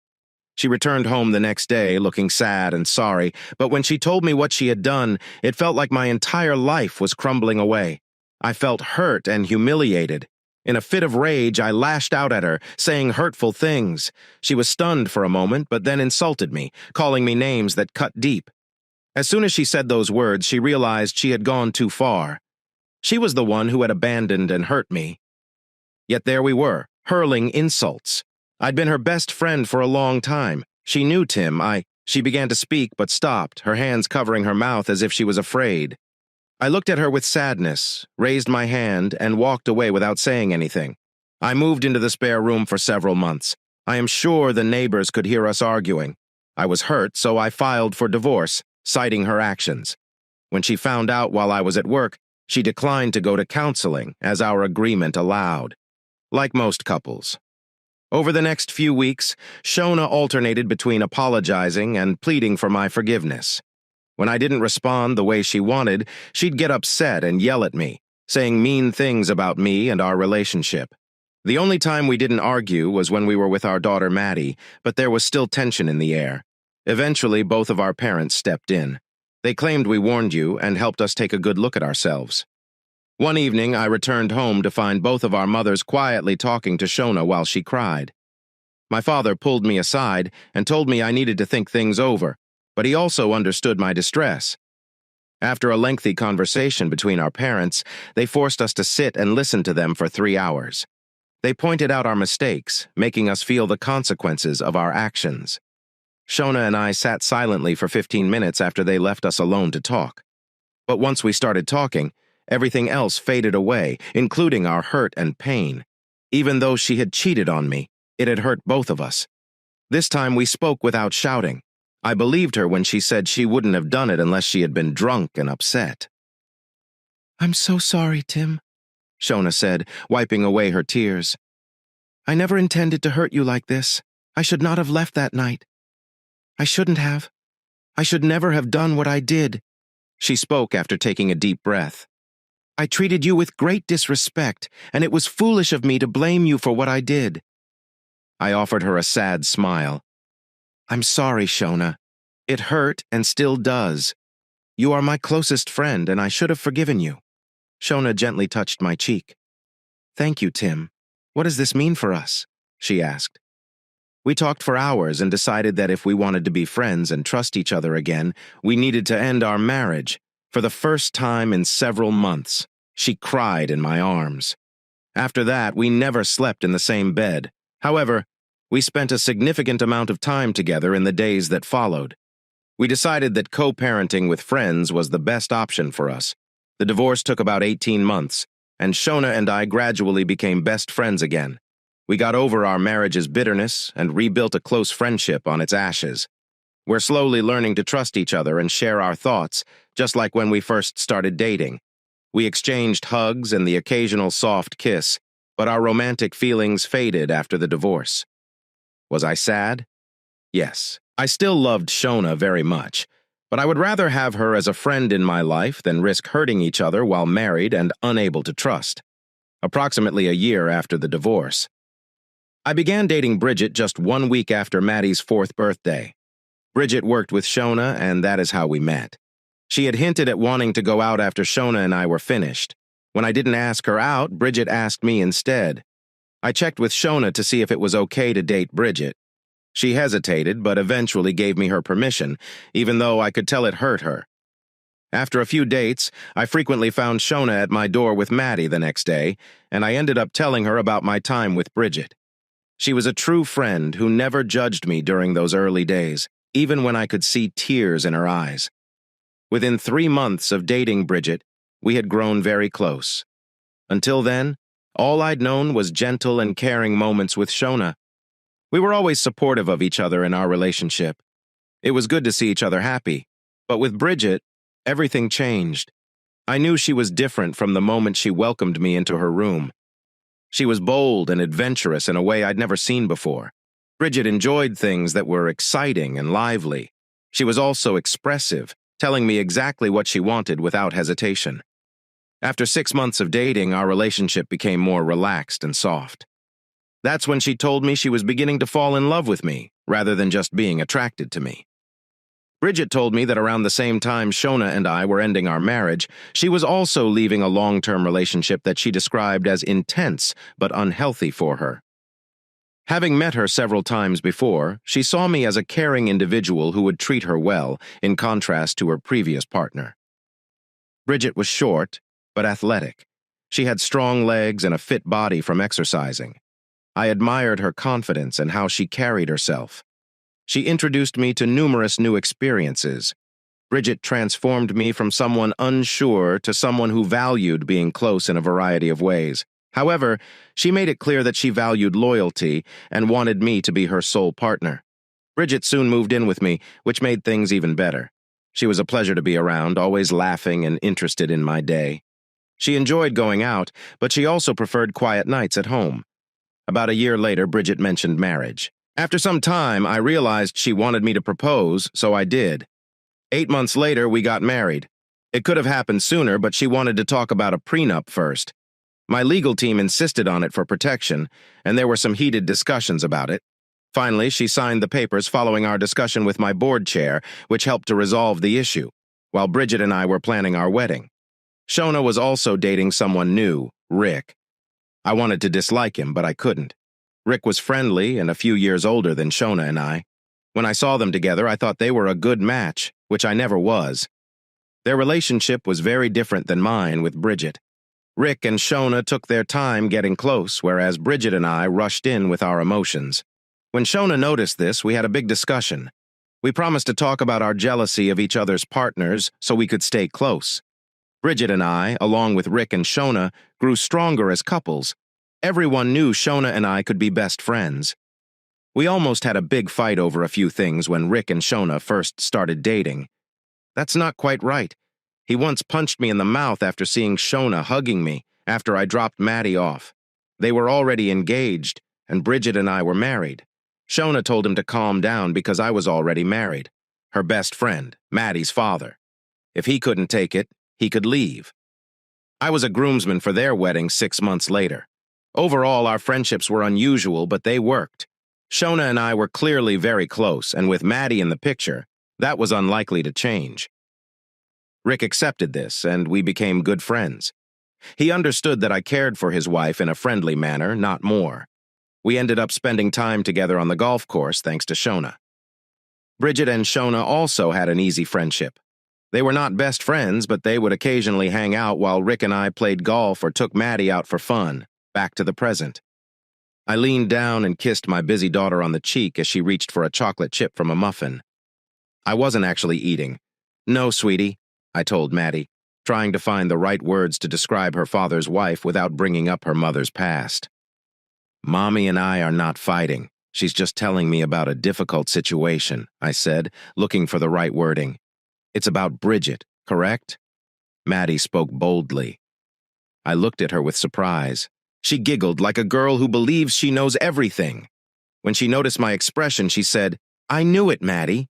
I replied seriously, "You have to respect Bridget. I understand she is not your mother, but you like Rick and he is not your father." I explained to my daughter. She sighed again and poked through the muffin. I was clearly not eating. "Yeah, but Rick respects your and Mom's relationship and genuinely cares about Mom. Bridget doesn't like Mom or me and she doesn't respect you." I sat there, taken aback. I could not believe I hadn't noticed it earlier. Bridget and I had been together for 4 years and married for nearly 3, and I was expecting to see what was in the envelope Shona was about to show me, as well as comments from my 8-year-old daughter. Everything suddenly made sense. I began to notice little signs of disrespect from Bridget that I had previously ignored, particularly after the difficult end to my marriage with Shona. I wanted this relationship to last, so I let go and was more understanding than I should have. I believe Bridget was also aware of the situation. We sat silently for a few minutes. Maddie was still eating my muffin when Shona returned with Greg and a clean diaper. Shona looked at me and asked Maddie to take Greg to play while she and I talked. Maddie began to complain, but Shona responded in her serious mom voice. Never argue with that voice. We watched as our daughter guided Greg back to the backyard. She has almost figured it out. Tim. Maddie is very bright and notices things that children her age shouldn't. Shona mentioned that she was watching them play. I chuckled as we watched the two of them settle into the sand pit. Maddie was digging, and Greg thought it was funny to fill it back in. "She gets it from you." I sighed and said, "I seem to miss so much." Looking at Shona, the woman I'd adored for so long, I still loved her in so many ways today, even though I had no idea what was inside the envelope. I felt hopeless. Shona then sat next to me and wrapped her arms around me. We both shed a few tears. Deep down, I knew Bridget hadn't truly loved me in a long time. Too many things did not make sense. I noticed the envelope peeking out of his bag, so I gently pulled away from her hug, reached for it, and returned to sit next to her. Shona touched my hand as I opened the envelope. "Tim," she said, prompting me to look at her. "What's inside will only hurt you, okay?" She had already looked inside, so I nodded, feeling a lump in my throat with nothing else to do.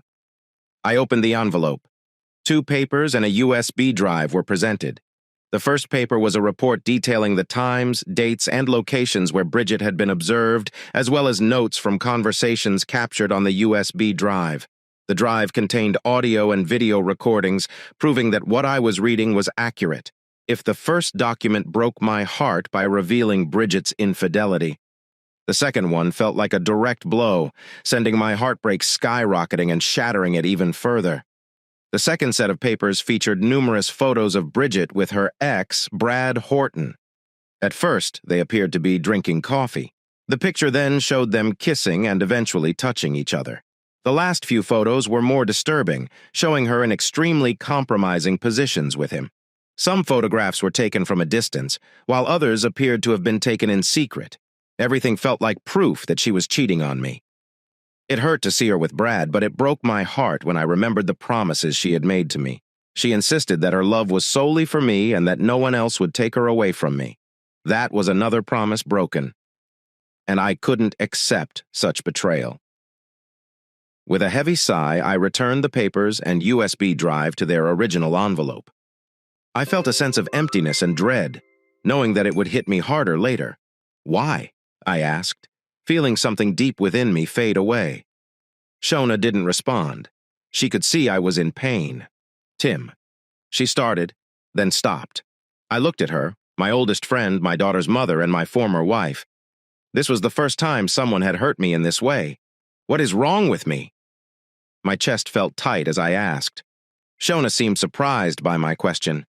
Am I so weak that the women I love have to cheat on me? I immediately regretted what I had said. Shona quickly reached out, kissed my cheek, wrapped her arms around my neck, and began crying. I simply sat there, feeling the weight of betrayal. After a brief pause, she looked at me. Tim, I apologize. I should not have. I stopped her. No, Shona, it was my fault. I responded sadly. I should not have said that. It's not fair, and I'm sorry for comparing this to what happened between us. Will you forgive me? I asked. She pulled back, gave me a weak smile, and kissed my forehead. Of course. Just then we heard another voice. So, what's going on here? A voice said. That looked quite cozy.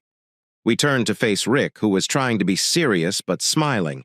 He noticed the envelope in my hands, and his smile turned to concern. Oh, he said, taking a seat beside me and placing a comforting hand on my shoulder.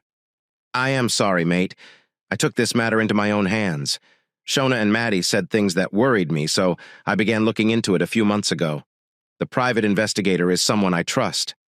I just received the report yesterday. He spoke softly, expressing genuine concern. Have you looked at it? I asked Rick. He shakes his head. No, not in detail. I only got a quick glance from the investigator when we picked it up. He looked at Shona, but I'm guessing you've both seen it. We both nodded. Rick sighed deeply and leaned back in his chair. So what happens next? He asked. I shrugged. Divorce. We all remained quiet and looked at the sand pit. Little Greg was now playing in the hole Maddie had dug. My daughter was covering it up as Greg laughed. She looked our way now and then, but she was mostly focused on Greg because she knew we were having an adult conversation. Despite the serious topic, we managed to smile. Baby, Shona asked Rick, is it okay for you to? She paused. Talk for Tim, he finished. Shona nodded. Yes, I can do that. Tim, are you okay with this? Rick asked me in a serious tone. I nodded. Yeah. I handed Rick the envelope. You will need this. He pushed it back towards me. Is that your copy?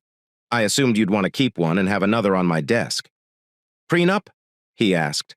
I pulled my phone from the table. I quickly found the document and sent an email to my new lawyer containing the signed agreement from both Bridget and me. I chuckled. I was emailing the husband of my ex-wife. Shona gave me a puzzled expression. What is that for? My divorce lawyer who will handle my cheating wife? I said, Rick smiled, a lawyer smile that resembled a shark, prepared for a meal. He is married to my ex-wife, for whom I technically used air quotes. I got divorced for cheating and enforcing a prenup. For a moment, no one spoke, and I wondered if I'd said too much. Then Shona hugged me and laughed. Rick gave me a friendly slap on the back. Rick joked, at least you still have a sense of humor. We spent the next half hour talking about my next steps. Bridget is spending the week with her mother on the Gold Coast. She'll be gone for at least 5 more nights. I said what we planned. The look Rick gave me, as well as the glance I shared with him, spoke volumes. It was likely that Bridget was not truly with her mother. Okay, I replied quietly. I suppose I brought it on myself, but it allows me to get things moving. Knowing my wife wasn't at her mother's added a layer of pain to an already difficult situation. Maddie returned Greg to the table after another few minutes of conversation, as the sun started to set. About a half hour later, after a lot of hugs and kisses from my daughter, I was on my way home with my 2016 Mustang painted Arctic white. This was the first new car I had ever purchased, a reward for reaching $5 million in revenue. The board gave me a budget, and they were surprised to see that I spent less than half of it on the Mustang. I arrived home and parked as the large security gates closed behind me. I backed into the garage. The house I lived in belonged to another gaming company and was leased to me as part of my employment benefits. It allowed me to have a nice modern house at the time. Bridget coveted this house. As for me, all I wanted was a comfortable place to set up my computer and sleep. Nonetheless, the house was nice. It had 5 bedrooms and 6 bathrooms, as well as a deck with a view of the ocean in the distance. I turned one of my bedrooms into a computer and gaming room. Maddie had her own 8-year-old appropriate room, and of course, Bridget and I had the spacious master bedroom with an ocean view. We had only been here for 6 months, but we had hosted a few parties and used nearly every room in the house, just like any young couple would. I wondered if Bridget ever brought Brad here. That thought made me uneasy. I walked into the kitchen and placed my bag in an envelope containing information about Bridget and Brad on the counter. Then I went to the pantry and got a bottle of rum. I also removed a cold can of Coke from the refrigerator. After pouring myself a drink, I picked up the envelope, connected my laptop, and began looking at the USB drive while reading the report more closely. As I read, I discovered that Bridget and Brad had been together before she started dating me, but they had split up only a few months earlier. This matched what I knew about Bridget's previous relationships. We didn't say much about it, but the private investigator confirmed that their breakup was not good. I read on and discovered that they hadn't spoken for about 6 months before we got married. Even worse, less than 3 months after our honeymoon, my loving wife began seeing her old partner again. The report contained many pages of their conversations. They talked about their lives, shared stories, and planned for the future. It was clear that they had a complete relationship. As I sat there, I recounted some of their conversations in detail, crushed by Bridget's betrayal. But what really struck me was a section of the report that showed a conversation between them just a month ago after they'd been together at Brad's house. I found the video that matched the transcript on the USB drive and launched it on my laptop. "But, Bridget, why don't you leave Tim and return to me?" Brad whined. "You spent nearly as much time in my bed as in his. You know I am better for you." Bridget laughed at this. "Brad? Yes, you are larger than Tim, but he possesses 2 characteristics that you lack," she responded. "And what is that?" Bridget simply replied, "He asked curious brains and money." Brad did not appear to take it seriously. "It is true, Brad," Bridget explained. "Tim has a lot of money that I can enjoy as his wife. He's also smart. He has always been on the rise, and his company is extremely valuable. That's why when Shona decided to leave him, I saw an opportunity. She had no idea how much he'd be worth someday." Brad scoffed. "Why don't you just divorce him so we can both get some money?" "Brad, you're not thinking clearly. Tim's lawyer made me sign a prenuptial agreement. If I leave him before we've been married for 10 years, I won't get very much. Even after 10 years, if I leave, I only get a small portion of what he owns. What's worse, we have to be cautious. If Tim catches us together, I will lose everything, and I will only have the clothes on my back." Bridget explained to Brad in a calm tone. Then she smiled and reached out playfully. "But this way we both gain something. I get money so we can have fun and be together." "But are you still with him?" Brad complained. "That's because I am his wife," Bridget replied, slightly frustrated. "Listen, Brad, honey, if I don't stay close to him and act like a good wife, we risk losing everything," she said, pointing around the room. "Tim is unaware that he owns this house. You wouldn't want to lose a place you aren't paying for, right?" "I suppose not," Brad mumbled, clearly unhappy. "But I don't like the fact that you're with him even though you don't love him." Bridget chuckled. "Oh, poor baby. I care about Tim in some ways, but he is only a means to an end for me." Her smile became wild, and even though the camera only captured a portion of her face, it sent shivers down my spine as she continued. "Here is an idea. Tim and I have talked about having children soon.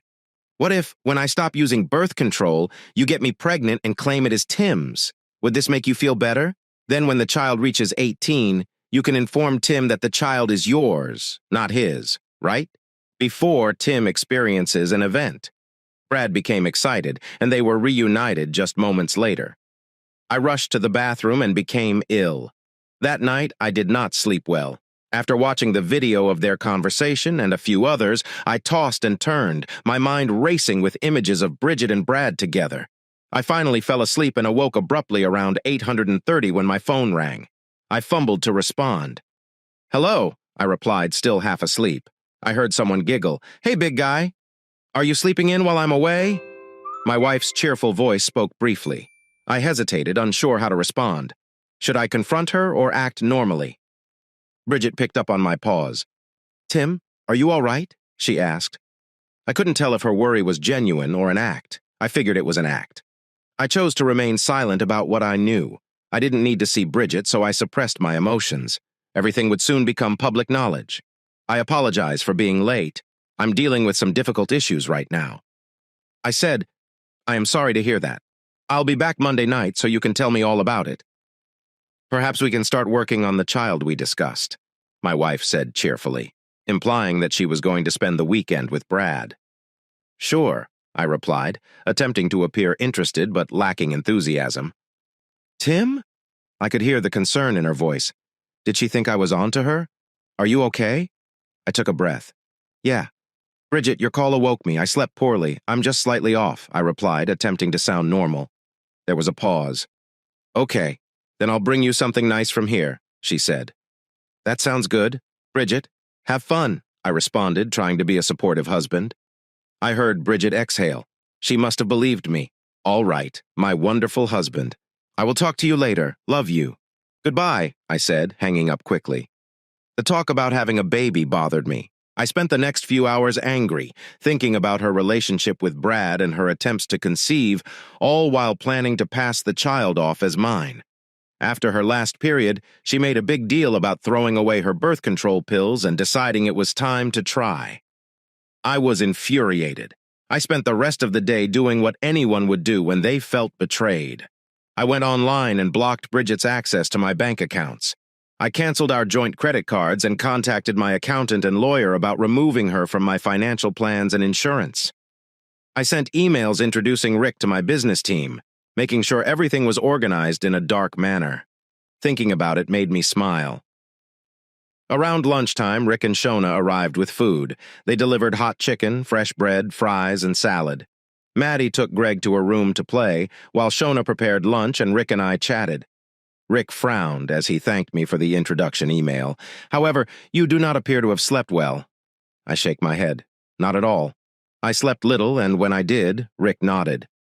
"So when would you like to move forward? Is Monday too early?" I explained what I was thinking. Rick smiled. He replied, "No, we can do that. However, I will need to leave the family with you for a short time while I go to the office to write everything up. Are you willing to pay a little extra for this? I'm offering you a family rate, but my boss will expect me to charge for weekend work." I brushed off the concern. "No problem. I want this done quickly." I spent several hours reviewing the private investigator's report and videos. What I saw and read last night made me feel ill. She's spending the weekend with Brad trying to get pregnant. Then, she intends to say the baby is mine and set me up for an accident when the child turns 18. Rick's eyes widened. He obviously hadn't seen the details yet. Even Shona, who sat down with a plate of sandwiches, appeared worried. "Are you certain?" she asked. "Yeah." She stopped taking the pill, and I watched the video in which she convinced Brad to do the same. I let my shoulders drop with despair. "Don't worry, Tim. We'll make sure she doesn't return here," Rick said. "I'll also get a restraining order against both of them by Monday morning, and I'll stay here with the kids to help you pack Bridget's belongings," Shona added. I ate lunch, and it made me feel a little better. After Rick left, I went to the spare room and got some boxes from our 6-month-old move that we hadn't thrown away. Then I led them into the main bedroom for the next several hours. Shona and I packed most of her clothing and personal belongings. I put some of her jewelry into a bag. It was the stuff she had before we got married. I chose to keep the rest. I added a few pairs of her shoes to the boxes, but the majority remained behind. I wasn't sure what to do with them. Maybe I could donate them to a shelter. As the afternoon went on, I made several phone calls to resolve the situation. Rick called me 3 times about various details. By the last 2 calls, he appeared much more serious, and I could tell he was reviewing the pie's evidence. Strangely, I wasn't surprised, but I was disappointed that Bridget didn't reach out. When Rick returned with Thai takeout, he appeared upset. He hugged me and apologized for what I was going through. At that point, I realized he was a genuine friend, not just my best friend's husband. I gave him a Post-it note containing a 6-digit code. "What is this?" he inquired, looking at the note. "Your new code for the front gate." I said. I modified the system and issued everyone a new code, taking Bridget off the list. "Great," he said. We talked for a few minutes more before he kissed Shona and left to find his son. Shona and I started preparing dinner. Dinner was quiet, and Rick and Shona spent the night and most of Sunday before returning home shortly after lunch. I spent several hours with Rick discussing divorce. When Shona and I split up, there wasn't much to divide because my gaming business was just getting started. Nonetheless, I went above and beyond to support Shona and Maddie. But for Bridget, the sense of betrayal was deep and intentional. I was not going to do much for Bridget this time. I had too much to lose, and I was not going to give her any of it. I had a feeling she'd get very angry. Shona also noticed this. As we discussed on Sunday morning, "I don't believe she ever truly cared for you, Tim," Shona said, setting down the report. "I apologize for not saying anything before. Bridget always felt off to me, but I couldn't figure out why. I might be your best friend, but given everything we've been through..." I nodded slowly. "I thought you'd be fine. I know you cared about her and let her do whatever she wanted, but you let her control your decisions," Shona said quietly, looking me in the eyes. "I don't just follow orders," I responded quickly, defensively. Shona laughed lightly. "No, you are not like that, and that is not what I intended. I mean, you don't mind following others on occasion. I have seen that. If you truly don't want to do something, you go your own way. Bridget attempted to use that against you in various ways. Everything was bound to fall apart eventually, and I'm glad it happened before things became more serious."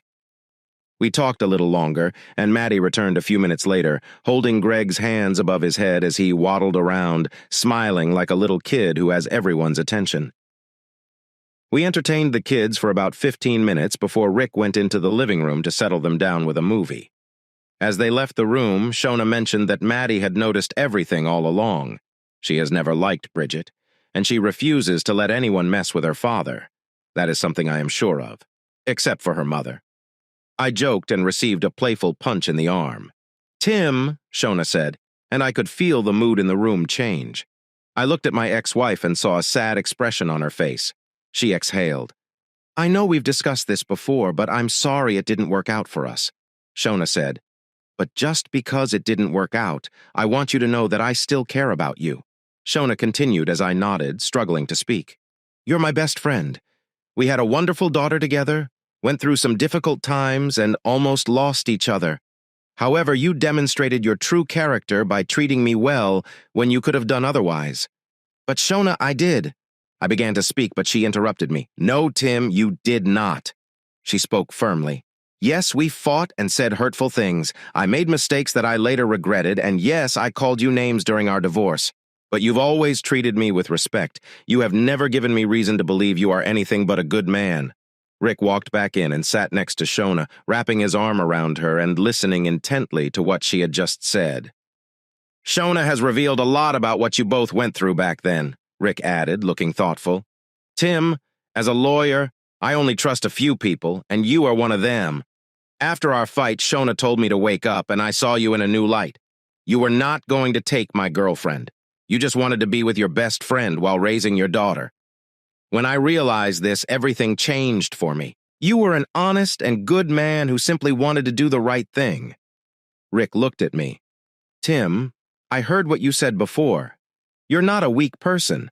I've seen you argue with Shona about topics I would never challenge her on." Shona smiled and nodded to me. "I've heard that you were tough on your team when they didn't follow your instructions.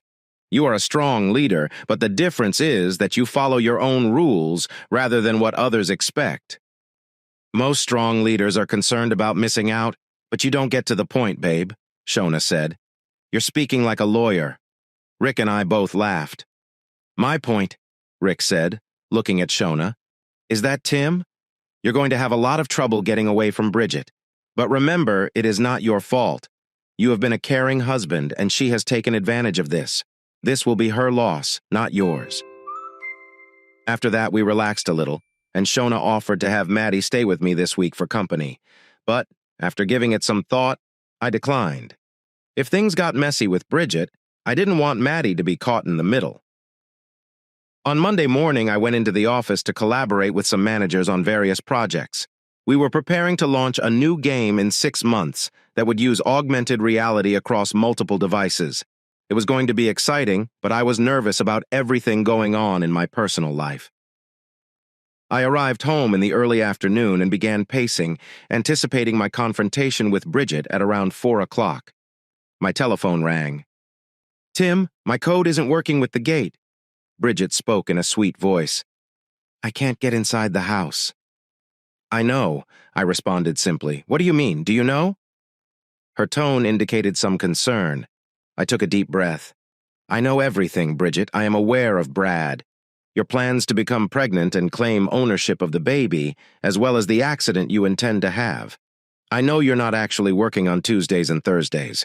I understand you are staying with Brad in an apartment that I paid for.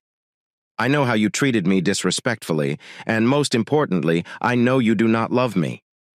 She said nothing as she took everything in. I did not wait for her to respond. I know your code isn't working because I took it away. Do you no longer live here? I replied firmly. But Tim, how do you say that? I love you, Bridget responded, her voice overly sweet but tinged with fear. Don't forget that I was there for you after Shona left. For the past 4 years, I have cared for and loved you. How could you say such hurtful things to me? It's easy. I snapped into the phone, my anger visible for the first time. I looked out the window and saw her standing alone at the gate. Then I saw some cars arrive. Turn around, Bridget. She turned and I heard her gasp. I could also hear muffled conversations on the phone in Bridget's hand. Mrs. Bridget, the other, a man inquired. Yes, she replied, her voice trembling. You've been served, he explained. In Australia, it did not have to be this way. But I wanted proof, he explained. This envelope contains the divorce papers, the agreement you and your husband reached, as well as a notice to vacate your husband's apartment within 10 days. If you do not comply, he will stop making financial offers and may file a lawsuit for emotional distress. There is also a restraining order in effect tonight. With that, he returned to his car and drove off. He was worth everything I paid him. Bridget's next call was to an elderly woman who had gotten out of her car. It was Marion, her mother, Mom, Tim. She began speaking but was cut off by a loud slap that echoed throughout the phone. How could you? Marion said. I know what you did to the poor man. I've never been more disappointed in anyone. Mom, I am not sure what Tim told you, but it is not true. Bridget insisted on touching her cheek. For a brief moment, I feared Marion would hit her again. Instead, she turned and returned to her car. Stop it, Bridget. Marion spoke to her. Tim showed me some photos. I know the truth. You have nowhere to go. And Tim asked your father and I to take you in. I can't believe you're back together with that Brad guy. He is a loser when compared to Tim. Her mother reacted angrily. I kept listening on the phone. Tim was kind enough to move all of your belongings to our house. If it had been me, I would have thrown them away. Get into the car. Her mother spoke, ignoring Bridget's protests. Bridget then realized our call was still active and held the phone to her ear again. Tim is my soon-to-be ex-wife, I asked carefully. Bridget. I responded without feeling. Isn't there any way to fix this? She spoke with a mixture of sadness and hope in her voice. I let out a small, humorless laugh. Not a chance. Just follow the instructions in the divorce papers and you should be fine. I'm ready to be fair about the agreement we reached.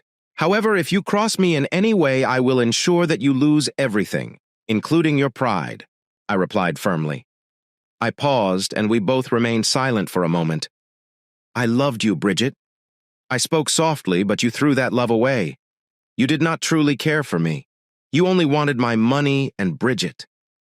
I continued to prepare for my final words. I sensed she was holding her breath. If you're pregnant, get a pregnancy test. We both know it isn't my baby.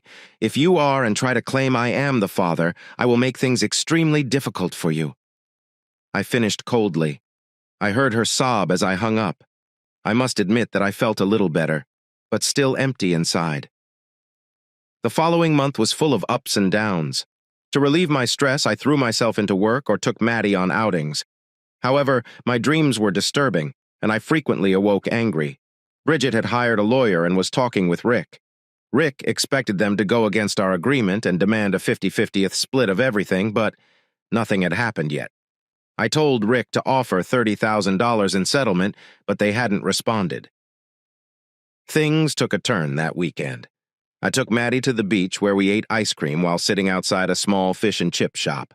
With their beige bricks and tin roofs, these buildings appear to have been built in the 1980s. The smell of fried food permeated the air outside. People dressed casually and carried towels or surfboards while basking in the sun. After swimming and rinsing off outside, Maddie and I sat on bright plastic chairs eating ice cream.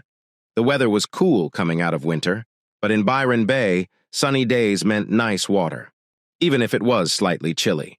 Maddie and I were having fun talking about riding the waves when a large arm wrapped around my neck, yanking me back from my chair while Maddie screamed. A moment later, I hit the ground, gasping for air, and narrowly avoided a kick that knocked the wind out of me again. "Hey, you loser, will you kick me out of my own place? I will show you." I looked up to see Brad Houghton standing over me, his anger palpable as he spat words that made me cringe. I looked at Maddie's terrified expression as I was attacked. Fortunately, he stepped back and pushed me to my feet. "Come on, dweeb. You couldn't make Bridget happy, and you obviously couldn't please your first wife either." He mocked me as I stood up. He gave Maddie a quick smirk, a cruel smile. "I bet this one isn't even yours, loser." Then he came at me with a nasty expression on his face. "You caused me to lose my home. You simply couldn't keep things as they were. I was fine with Bridget staying with you. All you had to do was play your role." I tried to avoid his punch, but due to my lack of fighting experience, I was hit on the left shoulder. It threw me around and I landed in a flower bed, hitting my head against a palm tree. I felt the skin on my forehead scrape away.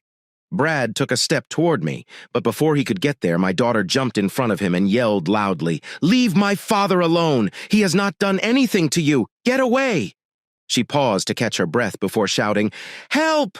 Police! Help!" Maddie came to a halt abruptly when Brad, enraged, grabbed her and tossed her aside like a doll. I was trying to stand still after hitting the tree. Blood was dripping from my left eye, but I saw Brad throw my daughter away to get to me. Time appeared to slow down. Brad was tossing Maddie toward the street as I watched, but she was separated from it by a wooden road barrier. In that slow-motion moment, the kids sit on 3 pieces of green wood. I twisted and jumped to catch my daughter, using all of my strength. As I pushed off, my ankle twisted, but I kept moving. Maddie's face was filled with fear. Her body dangles in Brad's grip. I nearly caught her completely. I was able to grab her just as we approached the barrier, but I wasn't completely successful. Maddie's shoulder remained unprotected. My back, left arm, and Maddie's right arm all collided with the wooden barrier as we fell. It could not withstand the force, and the entire barrier collapsed, sending us crashing into the side of a Toyota Land Cruiser. I lost consciousness. Later, I discovered I'd been gone for about 30 minutes. When I awoke, there was a small crowd surrounding us. My arm was wrapped around Maddie, who was screaming in pain. "I'm holding on tight." If she wasn't screaming, she was crying. "Daddy!" Over and over again. Brad was no longer present. One person in the crowd told me they had called for assistance, and both the police and an ambulance were on their way. I pushed through the pain in my back and arm to slowly sit up. I asked the older man nearby for my phone and keys, which were on the table in front of me. He looked at me with a sad expression. "I'm sorry, but after you stopped that man from hurting your daughter, he stood there for a moment, then took your phone and keys and fled." I gulped hard and nodded. My side hurt, my arm throbbed, and despite being given a towel to press against my head, I still felt a dull ache in my temples. "Could you get my daughter's bag?" I asked the man. He gave a nod to a younger man with him. A moment later, the younger man, who appeared to be about my age, returned with Maddie's bag. I reached inside and pulled out her phone. I purchased it for her birthday this year. It was locked, but she could call either me or her mother at any time. I called Shauna's number. She answered the third ring. "Well, hello. Are you having fun swimming with your father?" she asked cheerfully. "Shona?" I said, wincing as another wave of pain rushed through my back. I could feel the tension in her voice as she realized something was wrong. "We've been hurt. Shona, Maddie is with me, and she is being very brave." I said. Maddie looked at me with red eyes and a pained expression. I could hear sirens in the distance getting louder. "I do not have much time. We were both very hurt. The police and ambulance are on their way, but I need you to call Nadine and have her track my phone. We need assistance quickly." Nadine was my assistant. "What happened? Tim? Is Maddie all right?" I could hear the worry in her voice. "A mother is concerned for her child. She's here to be the strongest girl ever," I said, smiling at my daughter, who was struggling not to cry. "It was Brad Houghton. He hurt me and tried to push Maddie away when she stepped in to help. We both were hurt. Can you make it to the hospital? I don't know if they'll let us stay together, but I need you to be there for Maddie. I am on my way," I overheard Shona say as she started backing her car out of the driveway. "Mommy is going to meet us at the hospital, sweetie," I explained to Maddie, trying not to move too much. She nodded, biting her lip to keep from crying. Just as an ambulance arrived, 2 paramedics jumped out. One came right over to us while the other took out a stretcher. "Tim, are you all right?" Shona asked on the phone. "I do not know, Shona. I'm currently focused on Maddie. The ambulance has arrived, so I will see you at the hospital soon. I'm sorry, but I have to leave now. Please call Nadine and ask her to locate my car. Brad has my phone and keys, and he may have taken my car." I told Tim. "Okay, Tim, I will take care of it." He replied, "Please look after our girl." "I will," I replied. The call then came to an end. The ambulance crew spent the next 5 minutes examining Maddie. They brought a stretcher over and started checking on me. I hope they can transport us both in the same ambulance. They suspected my daughter of having a broken arm. They praised me for jumping in front of her.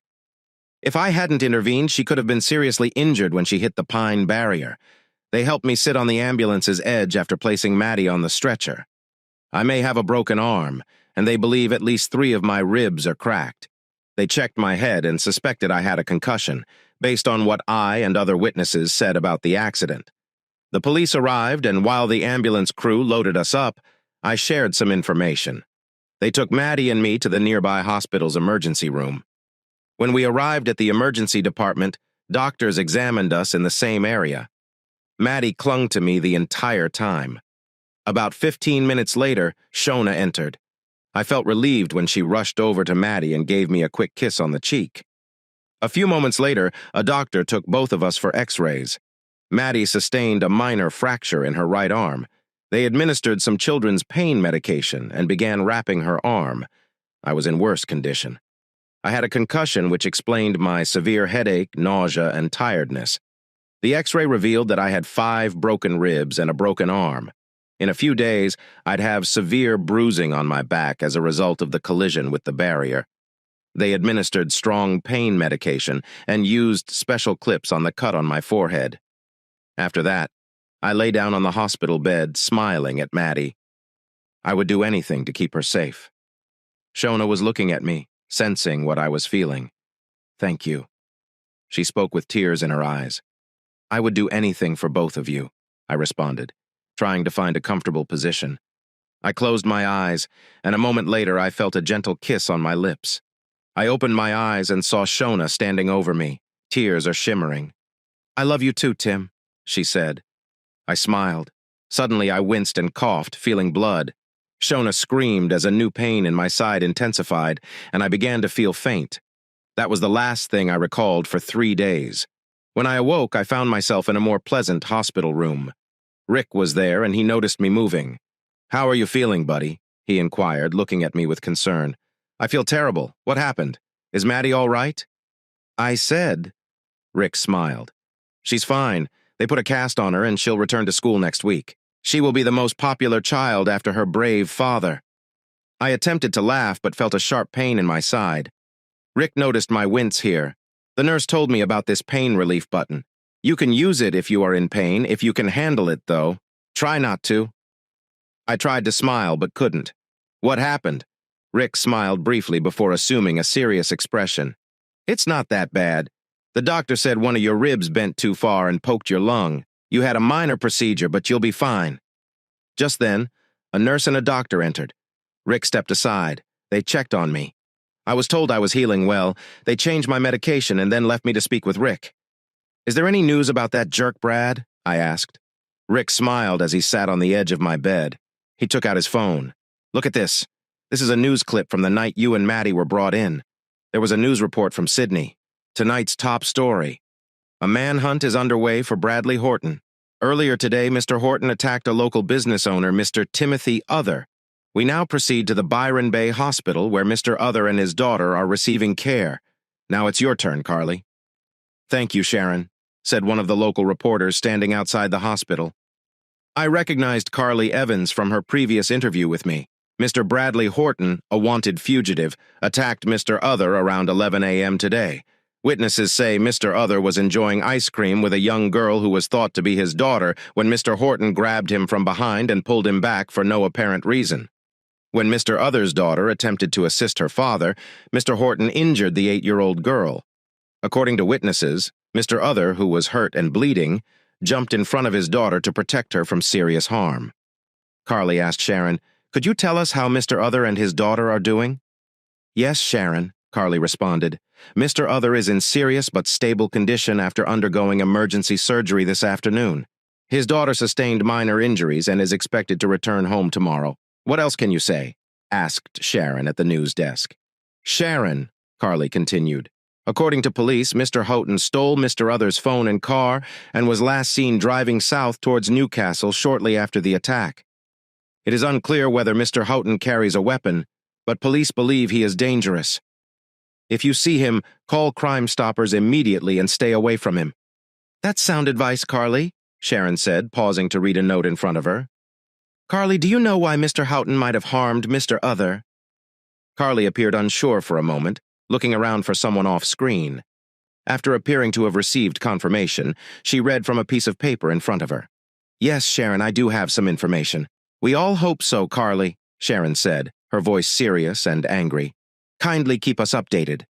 She turned back to face the camera. "Next, we have our state premier, who has been embroiled in another scandal, prompting many voters to demand his resignation." Rick paused the news clip with a big smile. "Brad was apprehended in Wollongong yesterday after running a red light in your car and being spotted by local police." He quickly lost his smile. "Unfortunately, he crashed your car, but they caught him." "Don't worry about the car," I said. "I'm just glad they caught him, and Maddie is okay." We talked for another 15 minutes before Maddie entered the room, followed by Shona, who was holding Greg. "How are you feeling, Daddy?" Maddie inquired as she climbed onto my bed, her face filled with concern. "I'm feeling much better now, Princess," I replied. "The doctors took good care of me, just like you." Maddie smiled as she looked at my arms cast and then her own. My doctor, Mr. Sweeney, explained. "I was very brave," Maddie exclaimed, beaming. Then she got serious again. "But," I told him, "it was my father who was brave. You saved me." I smiled back at her. "Thank you, gorgeous girl. I'm sorry our day was interrupted once. We're all better. Can we try again? There are still waves out there bearing our names on them." This made my daughter smile. We spent the next few hours talking about our days at the beach and how much ice cream we could eat in one day. Rick took the kids for a walk, leaving Shona with me. "You terrified us for a while." She spoke while holding my hand. "I apologize." "I didn't mean to," I replied. "I am aware of this. I'm just glad you're okay. I agree." I said. We talked for a while before Bridget was found guilty of being a part of the plan and sentenced to 5 years in prison, but her sentence was stayed. If she violated the law again, even for a minor infraction, she'd have to serve her entire sentence. The judge quickly granted our divorce, saying that I did not deserve to be associated with someone like my now ex-wife. Everyone was surprised when I decided to give Bridget $10,000 to help her start over, but I made it clear that she would have to leave Byron Bay to do so while I recovered. Nadine helped me at home every day, and Shona was usually present. It is incorrect to believe that Nadine and I became romantically involved. First, Nadine was my assistant, and it is best not to mix work and personal life. Second, she was married and nearly 60 years old. Not a good match for a 30-year-old guy. As we worked together, I had a new idea. When she returned home from school one afternoon, she saw Maddie and her signed cast. She was practically living with me full-time because Shona was frequently present. Maddie became extremely protective of me. If anyone disagreed with me, including her mother, Maddie would step in and fiercely defend me. Seeing Maddie's cast sparked an idea for a promotion in 3 of our most popular games. For every pack priced above $10, we would donate $1 to charities that assist children who have experienced domestic abuse. Initially, my finance team was unhappy. After examining the costs, they discovered that profits were just above 30%. But after the first month, they were overjoyed because the money started coming in. The marketing team joined in, and Carly Evans checked on things. Our in-game sales have increased by more than 300%. In the end, we gave nearly $500,000 to charities in Australia, Poland, and South America. Every year, we hold a charity campaign to benefit those in need. Maddie and I improved over the course of several months. After we had the casts removed and my ribs healed, it was midsummer and we were back at the beach. Shona and Greg were always with us, and Rick would join us whenever he could. Greg, a few of the dates I went on did not go well.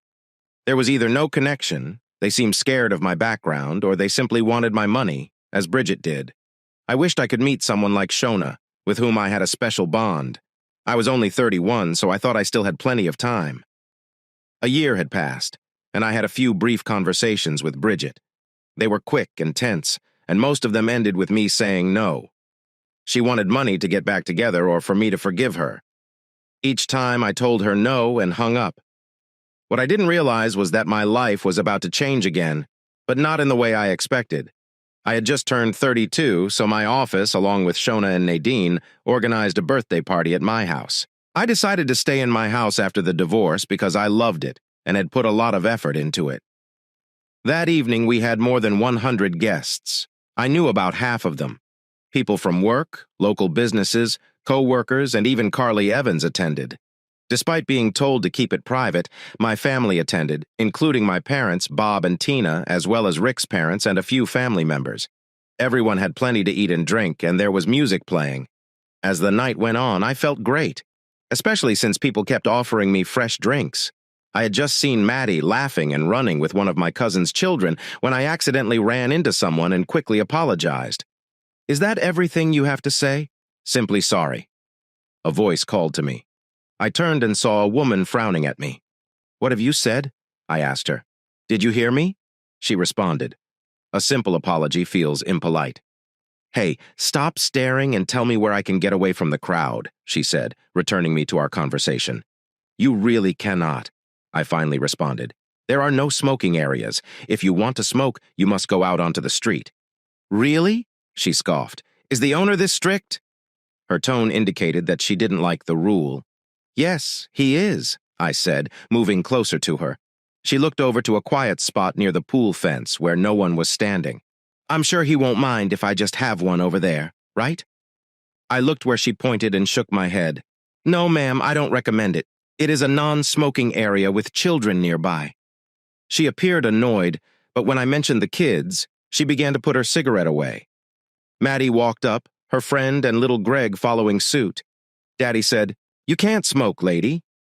"This means no smoking," Maddie replied firmly. "Is this man your father?" the woman asked, puzzled. Maddie replied by placing her hands on her hips. The woman took a step back, leaving Maddie, her friend, and Greg standing with their hands on their hips, defiant. "And everyone listens to what my father says. If he says no smoking, it means there is no smoking," Maddie added with a touch of sass in her voice. I figured I should intervene before Maddie got too worked up. Even after all this time, she continued to defend me against anyone she believed was being rude. Shona and I took her to a therapist about a year ago. Maddie had gotten into a few fights to protect me. I'm worried about being hurt again. I moved to face the 3 children, but Greg mistook me for someone who was about to confront the woman. But the woman certainly did not expect this. I surfaced, laughing as she spewed and yelled, "How could you? You're small." She paused when she saw little Greg. It's difficult to stay mad at a 3-year-old. Instead, she turned to me. Her frown became even deeper. And you? How can you laugh? This isn't funny, she scolded me. Of course it is, I replied, trying to suppress my chuckles. We fell into the pool. It's classic comedic material. What isn't to laugh at? If you don't laugh, you'll feel sad. So lighten up. Lighten up. Who do you believe you are? She looked at me, realizing that the kids were laughing along with the other people nearby. What do you mean by lighten up? She inquired, noting the cigarette. She wanted to smoke while floating in the water between us. The small bubble that had formed on the water popped a moment later, making me smile at her. I looked at the woman beside the pool. She appeared so upset that I couldn't help but crack a joke. Sorry, I don't know your name, but with your angry expression and need for a place to smoke away from everyone, I assumed you were Karen. I watched her face turn bright red for a brief moment. I worried that I had gone too far. Her anger caused the pool water to rise slightly. For your information, I am not Karen. I just wanted somewhere to smoke where I wouldn't bother anyone. She paused and glared at me, realizing what I had just said. I smiled, and she repeated, I am not Karen. My name is Lily, Rick shouted as he approached, carrying towels and Shona by his side. I should have known you'd be a troublemaker. Rick scowled at Lily, and I swam to the edge of the pool. The splash from people falling into the pool had subsided, and guests were back to their conversations, still laughing. Shona giggled as she saw me emerge from the water. Well, you arrived earlier than I expected. Happy birthday, water boy, she teased. I climbed out of the pool, took Rick's towel, and dried my hair. I then turned to Shona and struck a silly pose. Merman? I said, flicking the towel over my shoulder and pretended to walk like a model. Shona burst out laughing. As she chuckled, I heard her mention black lung and water that was wet. I quickly turned, struck another pose, and shouted, Watch me! Turn left! This got some people laughing, and Maddie and Greg quickly joined in. Rick smiled and handed Lily a towel. Who was that? Rick? Lily inquired, drying her hair. She still had a scowl on her face as I paused to speak with some guests. He was full of himself and refused to let me smoke. Everything is now completely soaked, Rick said, holding Lily's bag as she wrapped herself in a towel. That dear cousin was our host, the birthday boy, Tim Other. You mean? Lily looked at me in surprise. I was joking with some guests about falling into the pool when I caught her eye, so I smiled. Yes, Rick said, grinning. Lily groaned. Not again. I could hear Rick laughing as I went inside to change. The rest of the evening was really enjoyable. We all laughed about the pool incident, despite the fact that little Greg got in trouble for pushing. I also warned Maddie against getting too close to others when she doesn't have all the facts. Later that evening, I saw her go to Lily and apologize. Shona had led Lily inside to the bedroom she and Rick shared when they stayed at my house. Shona helped Lily change into some clothes after she took a shower. They didn't fit perfectly, but they were adequate while Lily's clothes were in the dryer. Later that night, I was saying my goodbyes to Nadine, her husband, and a few of my employees when I noticed Lily sitting with Rick and Shona. The kids were in the lounge watching a movie, and a few people were sitting in groups while the catering team began to clean up. I poured myself another drink and moved over to join Lily, Shona, and Rick. So, Karen, I said as I sat down beside her, do you hold events like this or just celebrate special occasions like birthdays? I am not a car. She paused, caught herself, and smiled. Only birthdays for guys with kids pushed me into their pools. I laughed because one is not mine, but theirs, I said, pointing at Shona and Rick. She appeared confused, but I assumed they were yours. Maddie, the girl who defended me, is mine. But Shona and Rick are the parents of little Greg. Oh, Lily said, gazing at her hands for a moment. So you and Shona? Her voice trailed off into a question. Yes, Lily, Shona responded. Tim and I got married once, and Maddie is our daughter. Lily's face briefly flashed with anger, but it quickly turned to sadness. She looked at Shona. How do you handle being in the same room with him? Let me handle it, Rick said, looking from Shona to me. We nodded in agreement. I believe Lily needs to hear it from someone else to understand. Lily. My second cousin is visiting from King's Cliff. She's had a difficult few years, and her family felt it would be beneficial for her to take a break. She arrived this afternoon, and I invited her to meet us here so she could get to know a few people before staying with us for 2 weeks. Unfortunately, she did not meet Shona or the kids before they arrived, which is why she is perplexed. I smiled. That made sense, but there was still more to discover. Lily. Rick continued in a caring tone. You could say Tim and Shona are best friends. I learned a long time ago not to be jealous, and I fully trust both of them. He smiled lovingly at his wife before glancing at me.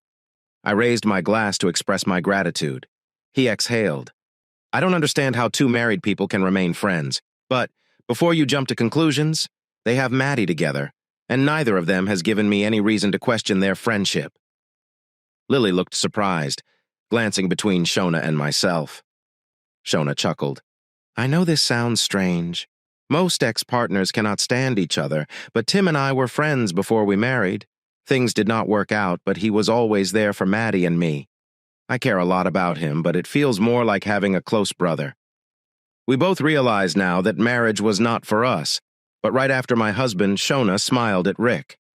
Tim is the one person I trust the most in the world. I just sat quietly and sipped my drink. I teased Shona, and I suspected there was more to her story than I knew. I thought it was best not to interrupt now. Then something clicked in Lily's brain. She looked at me thoughtfully. Rick was involved in a business a few years back. It was in the news, right? That was you, right? I took a quick sip of my drink, considering how to respond. When most people learn what happened, they either become excited or attempt to approach me. I looked at Lily and carefully selected my words. Yes, it was me. That is why Maddie is extremely protective of me. We were both hurt in that incident, but I was badly injured while attempting to save her. Now, whenever Maddie suspects someone is picking on me, she rushes to my defense. She's dealing with the fact that I was hurt while attempting to help her. Her 3-year-old brother believed he was protecting his sister when he pushed you. It all got a little out of hand. I am deeply sorry about that. Lily didn't say anything right away, but she did look at me with a strange expression and nod. Listen, I said, if you really want to go outside and smoke, you can. With so many people around, I didn't want anyone to see it, including the kids. I added, taking another sip from my drink. Lily looked at me silently. It was unfortunate that she appeared to have such a pessimistic view of the world. If it weren't for that and her smoking, she could be very attractive. That'd be nice. She began to speak, but paused and tilted her head to one side. She shook her head sadly and sighed. No, it's okay. I know it's a bad habit I relapsed into recently after her voice trailed off, and I noticed a tear in her eye. She took a quick glance at Rick before standing up and walking away to the corner. I looked at Rick, and he gently shook his head, indicating that this was a story for another time. When Lily returned, it was clear she had been crying. We were discussing the Star Wars series, The Mandalorian. Rick and Shona were not as big fans as I was, but they did attend a few of my shows over the years. One of them was about Mando, a character that we all enjoyed. I was trying to persuade Rick that Mando would have to fight other Mandalorians soon over the Darksaber, but he wasn't convinced. Lily abruptly stated, "This is the way," catching us off guard. I noticed a smile on her face for the first time. I realized there was beauty beneath her tough exterior. I often wondered what had harmed her so deeply. "I've spoken," I responded by quoting another character that my friends like to use. I watched Lily struggle not to smile, but she couldn't stop herself when Rick and Shona laughed. Lily blushed, and I wondered if she was feeling better. "Are you a fan of Star Wars?" I asked Lily, who appeared to be a little different from us. "I'm more of a general science fiction fan," Lily said. Shona's expression caught my attention before I even turned around. I simply ignored it. Around midnight, the last guests left, leaving only 4 of us and the kids sleeping on the couch inside. After a few drinks, I assigned Shona and Rick to their usual room with little Greg. Maddie went to her room, and Lily took the guest room. That night, as I fell asleep, I thought about how beautiful Lily was. Too bad she smoked. We spent the next few days together at my house. Shona, Rick, and Lily hung out together. We went to the beach, swam in the waves, made sand castles, and ate fish and chips. Once you got past her attitude and her desire to smoke, Lily was nice. "So, what is your story, Lily?" I inquired one afternoon as we watched Shona with Maddie and Rick with Greg in the pool. After a few drinks, I blurted out my question. Lily gave me a glare. "It is none of your business," she snapped back. I raised my hands to show that I meant no harm. Sorry, I did not mean to upset you. I just wanted to ask because you always talk about needing a smoke, but never seem to have one. You seem to be processing something I said. You know a little about my past, so you know I've been there too. Lily looked at me upset at first and then sighed. She attempted to start. Take your time. We have all afternoon and they are busy, I told her gently. She took a deep breath as if to make a decision. I lost a baby, she explained, her voice sad. I was taken aback. The confession shocked me. Lily gave me a brief look before returning her gaze to her glass of red wine, which she was slowly sipping. It was approximately 6 months ago. She began to share her painful memory. I had been with my boyfriend for just over 6 months when I discovered I was pregnant. Even though we were using protection, when she looked at me, I remained silent but nodded to indicate that I was listening. At first I was concerned. We were both so young, but after a week I began to feel good about it. My boyfriend Aaron was less enthusiastic. She paused. Anyway, we argued a lot, and when I started showing, Aaron began arriving home late and drunk. Lily took a deep breath. Her eyes are becoming watery. One night he came home drunk, and I told him he needed to be more responsible because he was going to be a father. She looked at me again. I tried not to interrupt her story, so I stayed still. We fought for nearly 2 hours. He was inebriated, and I was very upset. I needed him to be sober and supportive during my pregnancy. Lily took a moment to collect herself. She said quietly, I've only told 2 people this part. One was the police officer who spoke with me, and the other was the doctor who assisted me later. I'm not sure why, but I trust you, Mr. Other. I nodded slightly to indicate my understanding. We had no idea at the time, but our neighbors had called the police because of our shouting. When we heard the sirens, Aaron, in his drunken state, assumed I had called them. He pushed me down so Lily couldn't finish. I reached out and put my hand on her arm. She gave me a sad smile, and the pain in her eyes was obvious. I am truly sorry, Lily, I said gently as she tried to hold back tears. Thank you, she said, taking a deep breath. A few days later, I lost the baby. I had to have surgery because it was dangerous to me. I like to imagine she was a little girl like your Maddie, full of life and so beautiful. She took a tissue from her bag to wipe her eyes, then handed it to me. I realized I was also misty-eyed. After a moment, we both felt a little better. From the corner of my eye. Shona looked at us, but she kept Rick and the kids busy. Lily spoke again.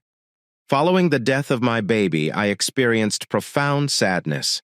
They put me on antidepressants and hormone treatments, most of which I've now finished.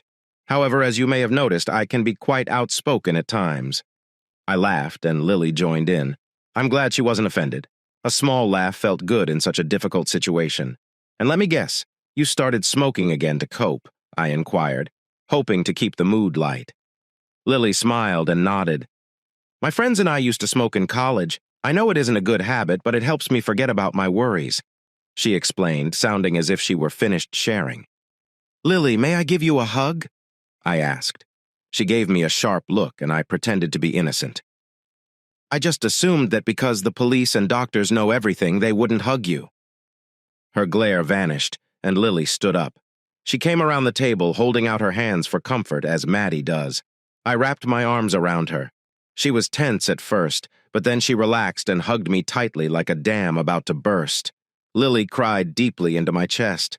I glanced over to the pool and noticed Shona and Rick watching us, Rick looking concerned.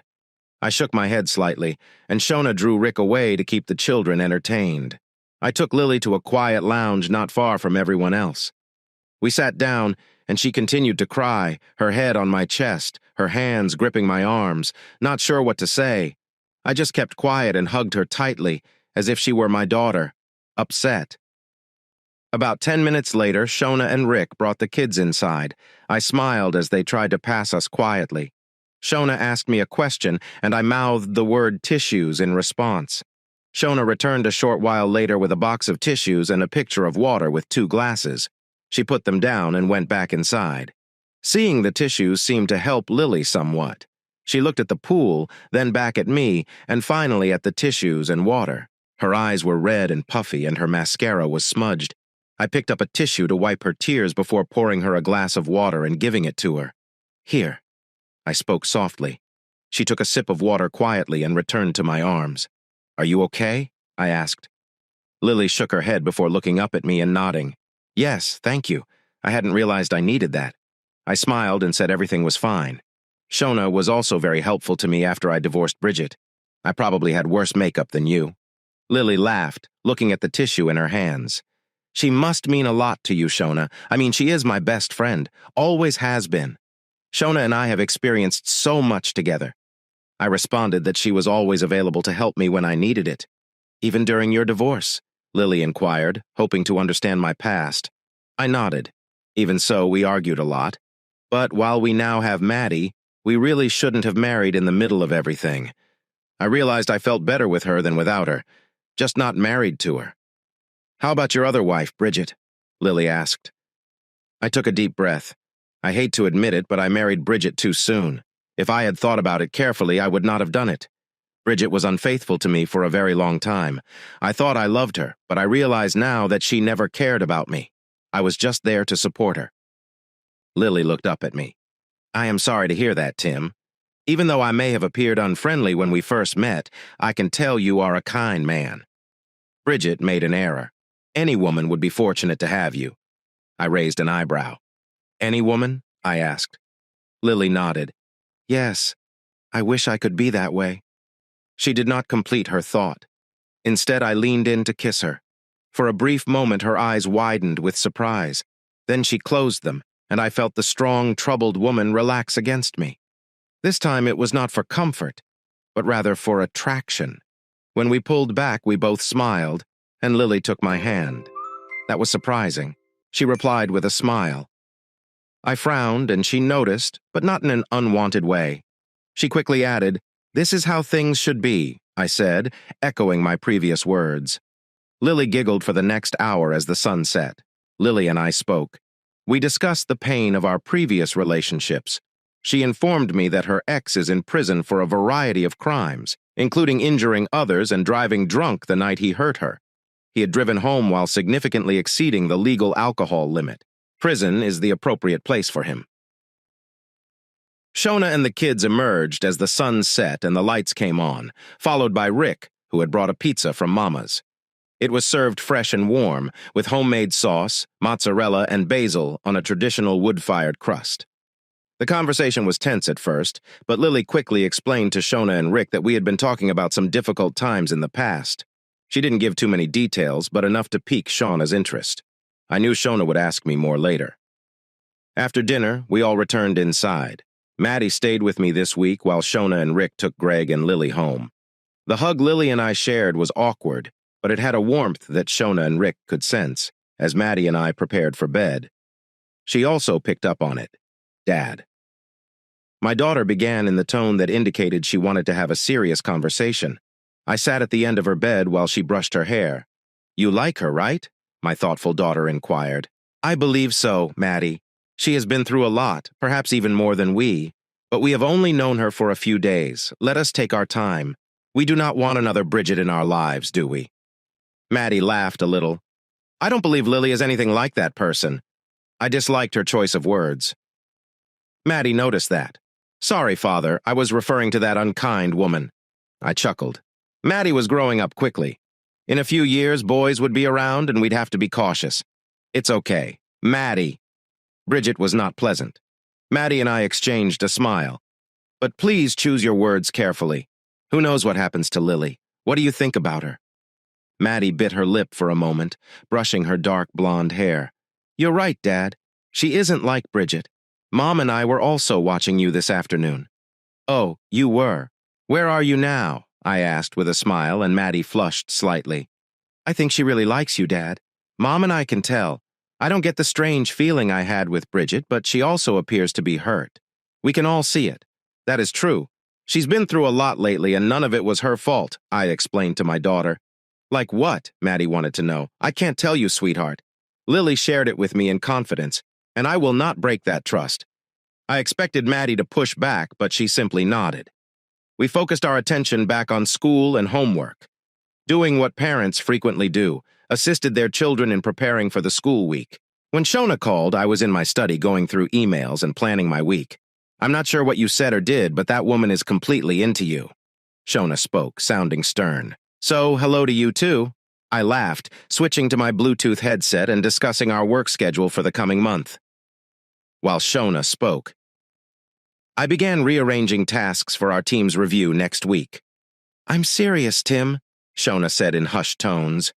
Lily hasn't stopped talking about how wonderful you are since she left until now when I called you. Rick claims he's never seen her so taken with someone. Apparently her previous boyfriend was unkind to her and it ended poorly. That's correct, I confirmed quietly. There was a pause, and I could tell Shona was thinking she'd told you everything. Did she? She asked. Yes, she did, I answered. Shona. Maddie asked me about it earlier, and I will tell you the same thing. Lily has faced challenges that make our problems appear minor, but she told me everything in confidence. So despite the fact that you are my best friend and I care about you, I am unable to share any further.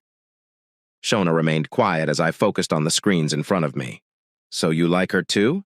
She inquired simply after a moment. I paused, looking at the screens, and turned to the window in my study. It was dark outside, and little was visible in the distance. You could see container ships moving slowly, their lights twinkling as they swayed gently in the water. Yes, I like her. She's intelligent, funny, enjoys science fiction, and doesn't mind that I'm a geek. Shona chuckled at what I said. And don't forget, she's stunning, Shona said. I hadn't really noticed, I replied, attempting to maintain a straight face. We both laughed for a moment, teasing one another. Seriously, Tim? Shona said as we returned to the main topic. She appears to have a genuine interest in you. She often inquires about you and even Maddie. I think she's concerned about us. I chuckled. She doesn't have to worry about whether or not something is there. And I spoke with Lily today, Maddie earlier, and now you. I'm starting to believe I have a chance after Bridget. There will be, Timothy, Shona replied firmly.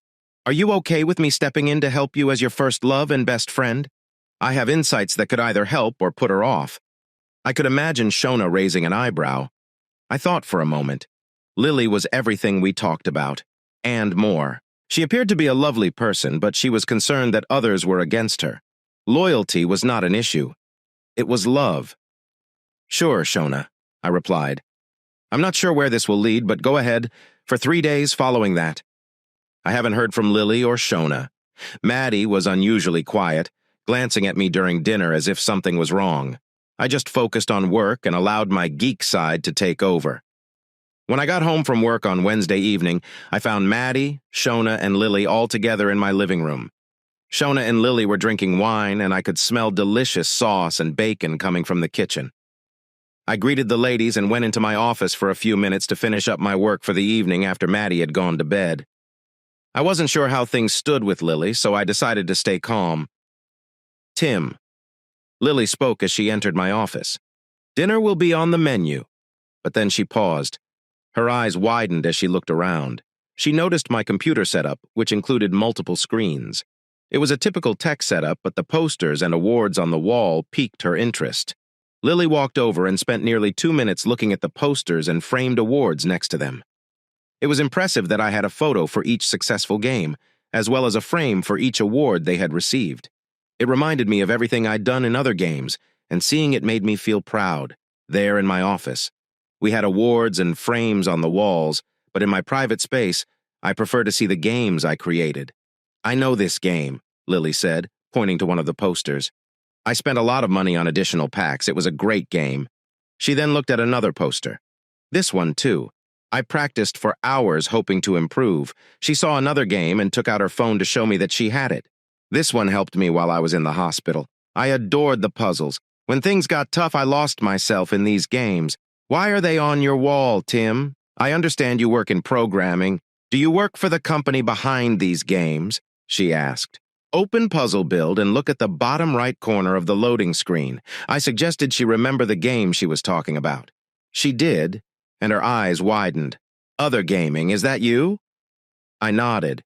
Years ago, I began playing other games, and every one of these games is my work. Do you mean you designed them and own the company? She asked. Her voice conveyed disbelief. I smiled. I've been doing this since I was 19. So, when you told me Bridget was after your money, she started. I chuckled again. Yeah, I have more than most, but the majority of it is invested in the business. Okay, she spoke, her expression changing slightly. I just came to let you know that dinner is ready. Dinner was fantastic. Maddie and Shona had let Lily in, and she used my kitchen to prepare a delicious fettuccine carbonara with grilled garlic bread, served with vanilla ice cream. By the end of the meal, everyone was stuffed. Shona kept a close eye on Lily, but she appeared to be looking down, despite all the compliments we were giving her. Shona then went with Maddie to help her get ready for bed. I poured us both a small glass of sweet local dessert wine, which went well with the ice cream, and we sat in the lounge. Are you all right, Lily? That dinner was fantastic, but you did not appear to enjoy it as much. Did we say something incorrectly? I asked. No, Lily replied quickly. No, it was fantastic. She sighed and leaned back against the couch, looking slightly deflated. Tim, Lily spoke softly with a hint of sadness in her voice. Have you ever wished you could finally rise above your troubles, hoping to find something real to hold on to? But then, in a flash of insight, you realize it's never going to happen. The distance is simply too great. I looked at Lily for a moment, unsure what she meant, but I assumed it was about our serious discussions about her past. I took a sip from my drink. I suppose in some ways my breakup with Bridget felt similar. I did love her, and discovering the truth shattered something within me, leaving a void that still feels empty. I'm not sure how to fix it, but I know I need to.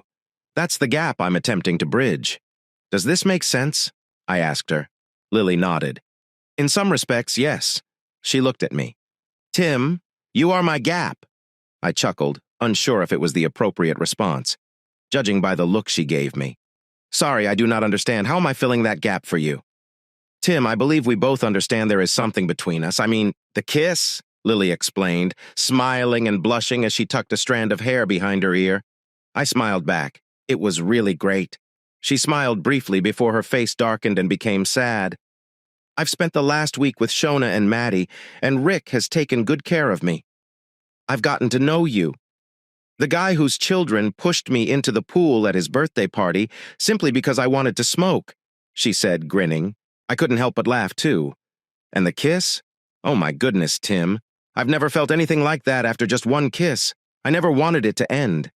As she spoke, I smiled at her and placed my hand on hers, but she pulled it away, perplexing me. But tonight I realized in your study that you are a barrier I cannot cross. I can't be what she said. What will you be? I inquired, perplexed Tim. I am just an ordinary person. I work in administration for the local council, and I don't feel like I belong in the social circles you inhabit. Lily looked at me with tears in her eyes and a broken heart. I earn just under $60,000 per year and will not become a gold digger. Her voice trembled as she held back tears. Sometimes I am clueless. This woman was sharing her heart with me, thinking that my money would make her appear greedy, like Bridget. She had been through so much pain, but she still chose to open up to me. Suddenly, I knew what I had to do. Lily, come with me.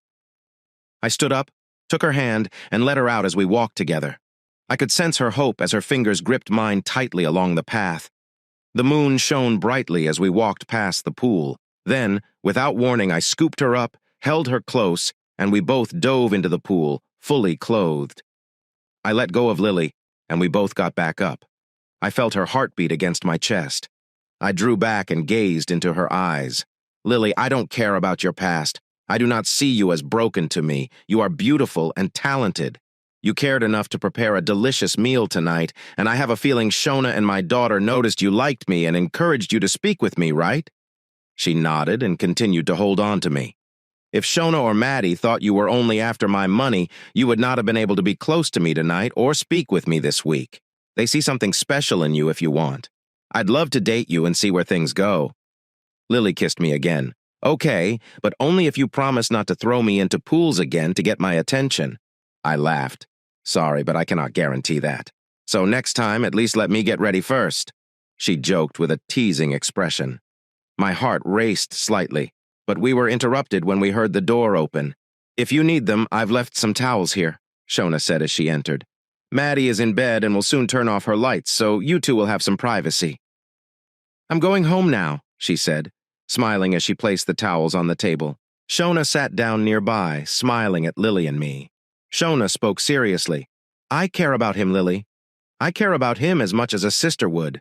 Nobody is more important to me than the man you are holding. I'd like to tell you this once. Treat him with respect and avoid taking advantage of him. He deserves to be loved because he is such an amazing person. He'll always have friends and family around him, but he needs someone special, someone who will treasure his heart. I think you could be that person, Lily. But remember that if you hurt him, I will protect him no matter what. Bridget is only beginning to understand this. I surprised her by collapsing into her arms and kissing her. Tim, I haven't, I chuckled. It is all right. I do not mind as long as I can repay the favor later. You mean you would, actually? She looked at me with wide eyes. What? Have you ever had a guy be that nice? Lily shakes her head. I've only been with 2 other guys before you and have not asked either of them. Something like that would not have worked well for me. I smiled. So let's change that. You're approaching my room right now. With that, I helped Lily get out of the pool. We wrapped up in towels and threw our wet clothes in the laundry. I led Lily up to my room as we passed Maddie's room. She said, "Good night, Dad. Good night, Lily."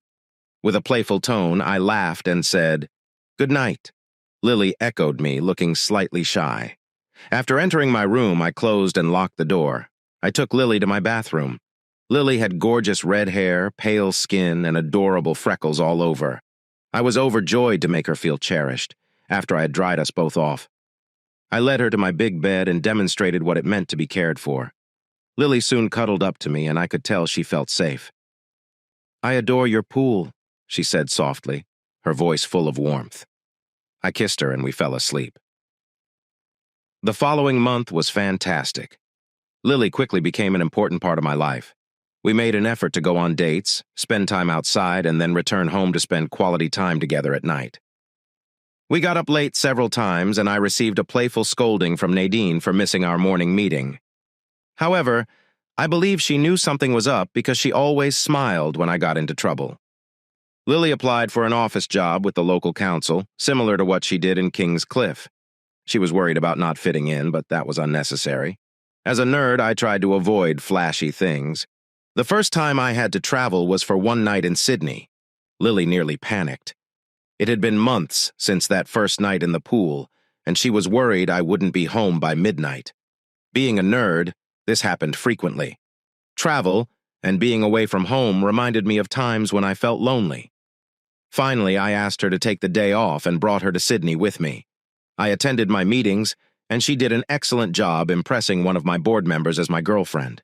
We said, "I love you" for the first time after she pushed me into the pool before dinner about 3 months later. Falling into the pool appeared to be a common occurrence for us. A year later, I proposed, and I don't think Maddie and Shona have ever been happier. Our wedding took place on a Saturday afternoon in the backyard. Rick was my best man, and Shona was the maid of honor. When we said our vows and our officiant said we could kiss, the photographer was prepared. Rick and Shona gave us a little push into the pool. The photos came out beautifully, capturing our smiles as we fell into the water together. For our honeymoon, we traveled to Europe and spent nearly a month sightseeing in several countries. Lily and I realized we were a good fit. We had disagreements, but we talked them out. After we had calmed down, I noticed she could become jealous. The only women who could talk to me without bothering her were Shona, Maddie, and Nadine. If anyone else was concerned about being faithful due to my 2 previous marriages, they would quickly encounter an angry redhead. 2 events surrounding our first wedding anniversary put those concerns to rest. The first event was one of the rare occasions when Shona and Lily went out with a group of other women, some married and some single. They attended a local club. All the women danced together, and while the singles frequently danced with single guys, Shona and Lily did not dance with any men. Shona called me 2 nights later to let me know about it. "Seriously, Tim, you cannot blame Lily. She did not do anything wrong." She said this while Lily was on the phone with our lawyer. I went to the restroom for a brief moment before security informed me that 2 men began bothering her after she refused to say no. One of the men grabbed her and tried to pull her out of the bar in front of her two friends who were still seated at the table. Lily let the guy lift her up before pushing him away and kicking him where it hurt. The second guy grabbed her, but she elbowed him in the stomach while he bent over. She swung her handbag and hit him on the side of the head, shouting repeatedly that she was a married woman whose body belonged solely to her husband. She told them to leave and leave her alone. Shona seemed amused when she told me this in court. When the bar's security video was shown, the charges did not go very far. Instead, the judge issued the two men a 6-month suspended sentence and warned them that no means no. The second incident occurred approximately a month after our first wedding anniversary. We spent our anniversary camping on Fraser Island, Queensland, right on the beach. After that week, I realized why the locals called it white pointers, because Lily rarely wore a top while we were playing in the waves. But let's get back to the second incident. About a month later, Brigitte paid Lily a visit. Lily could tell something was wrong after only a minute. I'd never shown her a picture of Brigitte or given her a detailed description. But we relaxed by the pool, with Rick and Shona on the other side, and Maddie and Greg swimming and playing with pool toys. Lily told us about the meeting. I was not expecting it. I just had a meeting with B. Brown. When she came in and sat down, I said hello, but she just stared at me, Lily said, appearing innocent. I felt uneasy when she looked at me, but Brigitte lived up to her reputation. Lily continued to tell the story about my ex-wife. I can understand why he likes you, the woman told Lily. You are much prettier than he said. Lily blushed, thinking she was referring to me. Thank you, Miss Brown. I believe my husband Tim finds me attractive, Lily responded. At that point, the woman frowned before smiling, though it did not appear friendly. Oh, I did not mean Tim. I was talking about Aaron, she explained. Lily gave a gasp. Why? Why are you mentioning Aaron? How well do you know him? She asked. I was now concerned about this woman's identity. The woman's smile widened, appearing devious. Oh, Aaron, I know a lot about you. We have been keeping an eye on you for some time, following his release from jail. The woman smiled at my wife and stated, I came to get him back for you. Lily felt uneasy. Aaron was the one aspect of her past that still bothered her. Why would you do that? I'm married now, my wife responded. Her cheeks are turning red. I understand, pretty redhead, but you are in my way, the woman snapped, dropping her kind demeanor toward you. Lily inquired, still feeling a little shaken. The woman stood up. Yes, my way. I was with him before you, and I want my husband back. Lily's concern quickly turned to anger. She realized she was no longer afraid. She was confronting the woman who had harmed her family. She only said, Brigitte. Brigitte responded, Yes, I am. Timothy is my husband. I know I've made mistakes in the past, but I'm determined to win him back. He liked me better. I am not as broken as you. Lily felt compelled to fight back for a brief moment, but she stood firm. Rather than responding, she stood up, grabbed her bag, and began to leave. But Brigitte had other ideas. Brigitte grabbed Lily's hair and pulled her back as she approached the door.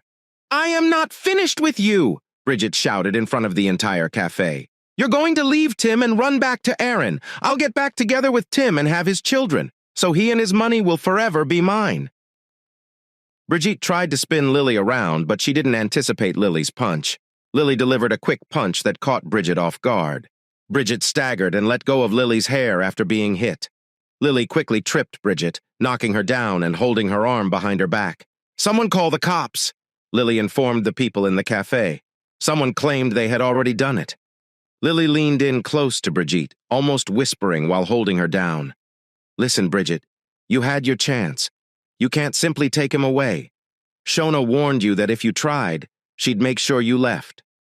Brigitte felt weak at the mention of his name, and I wouldn't mind assisting her, but I'm with him, not the other way around. By the way, I intended to tell him tonight, but I'll tell you first. Tim is going to become a father again. I only found out this morning. Brigitte groaned, and knowing Tim's ability to make things happen, I wouldn't be surprised if 2 babies were on the way. After that, the police arrived, and Brigitte was quickly arrested. Lily was questioned, but it was clear that she was acting in self-defense when she stopped Brigitte. When Lily finished her story, she apologized for telling Brigitte about the pregnancy first. I laughed and said it was fine. I was just glad my wife and future children were safe.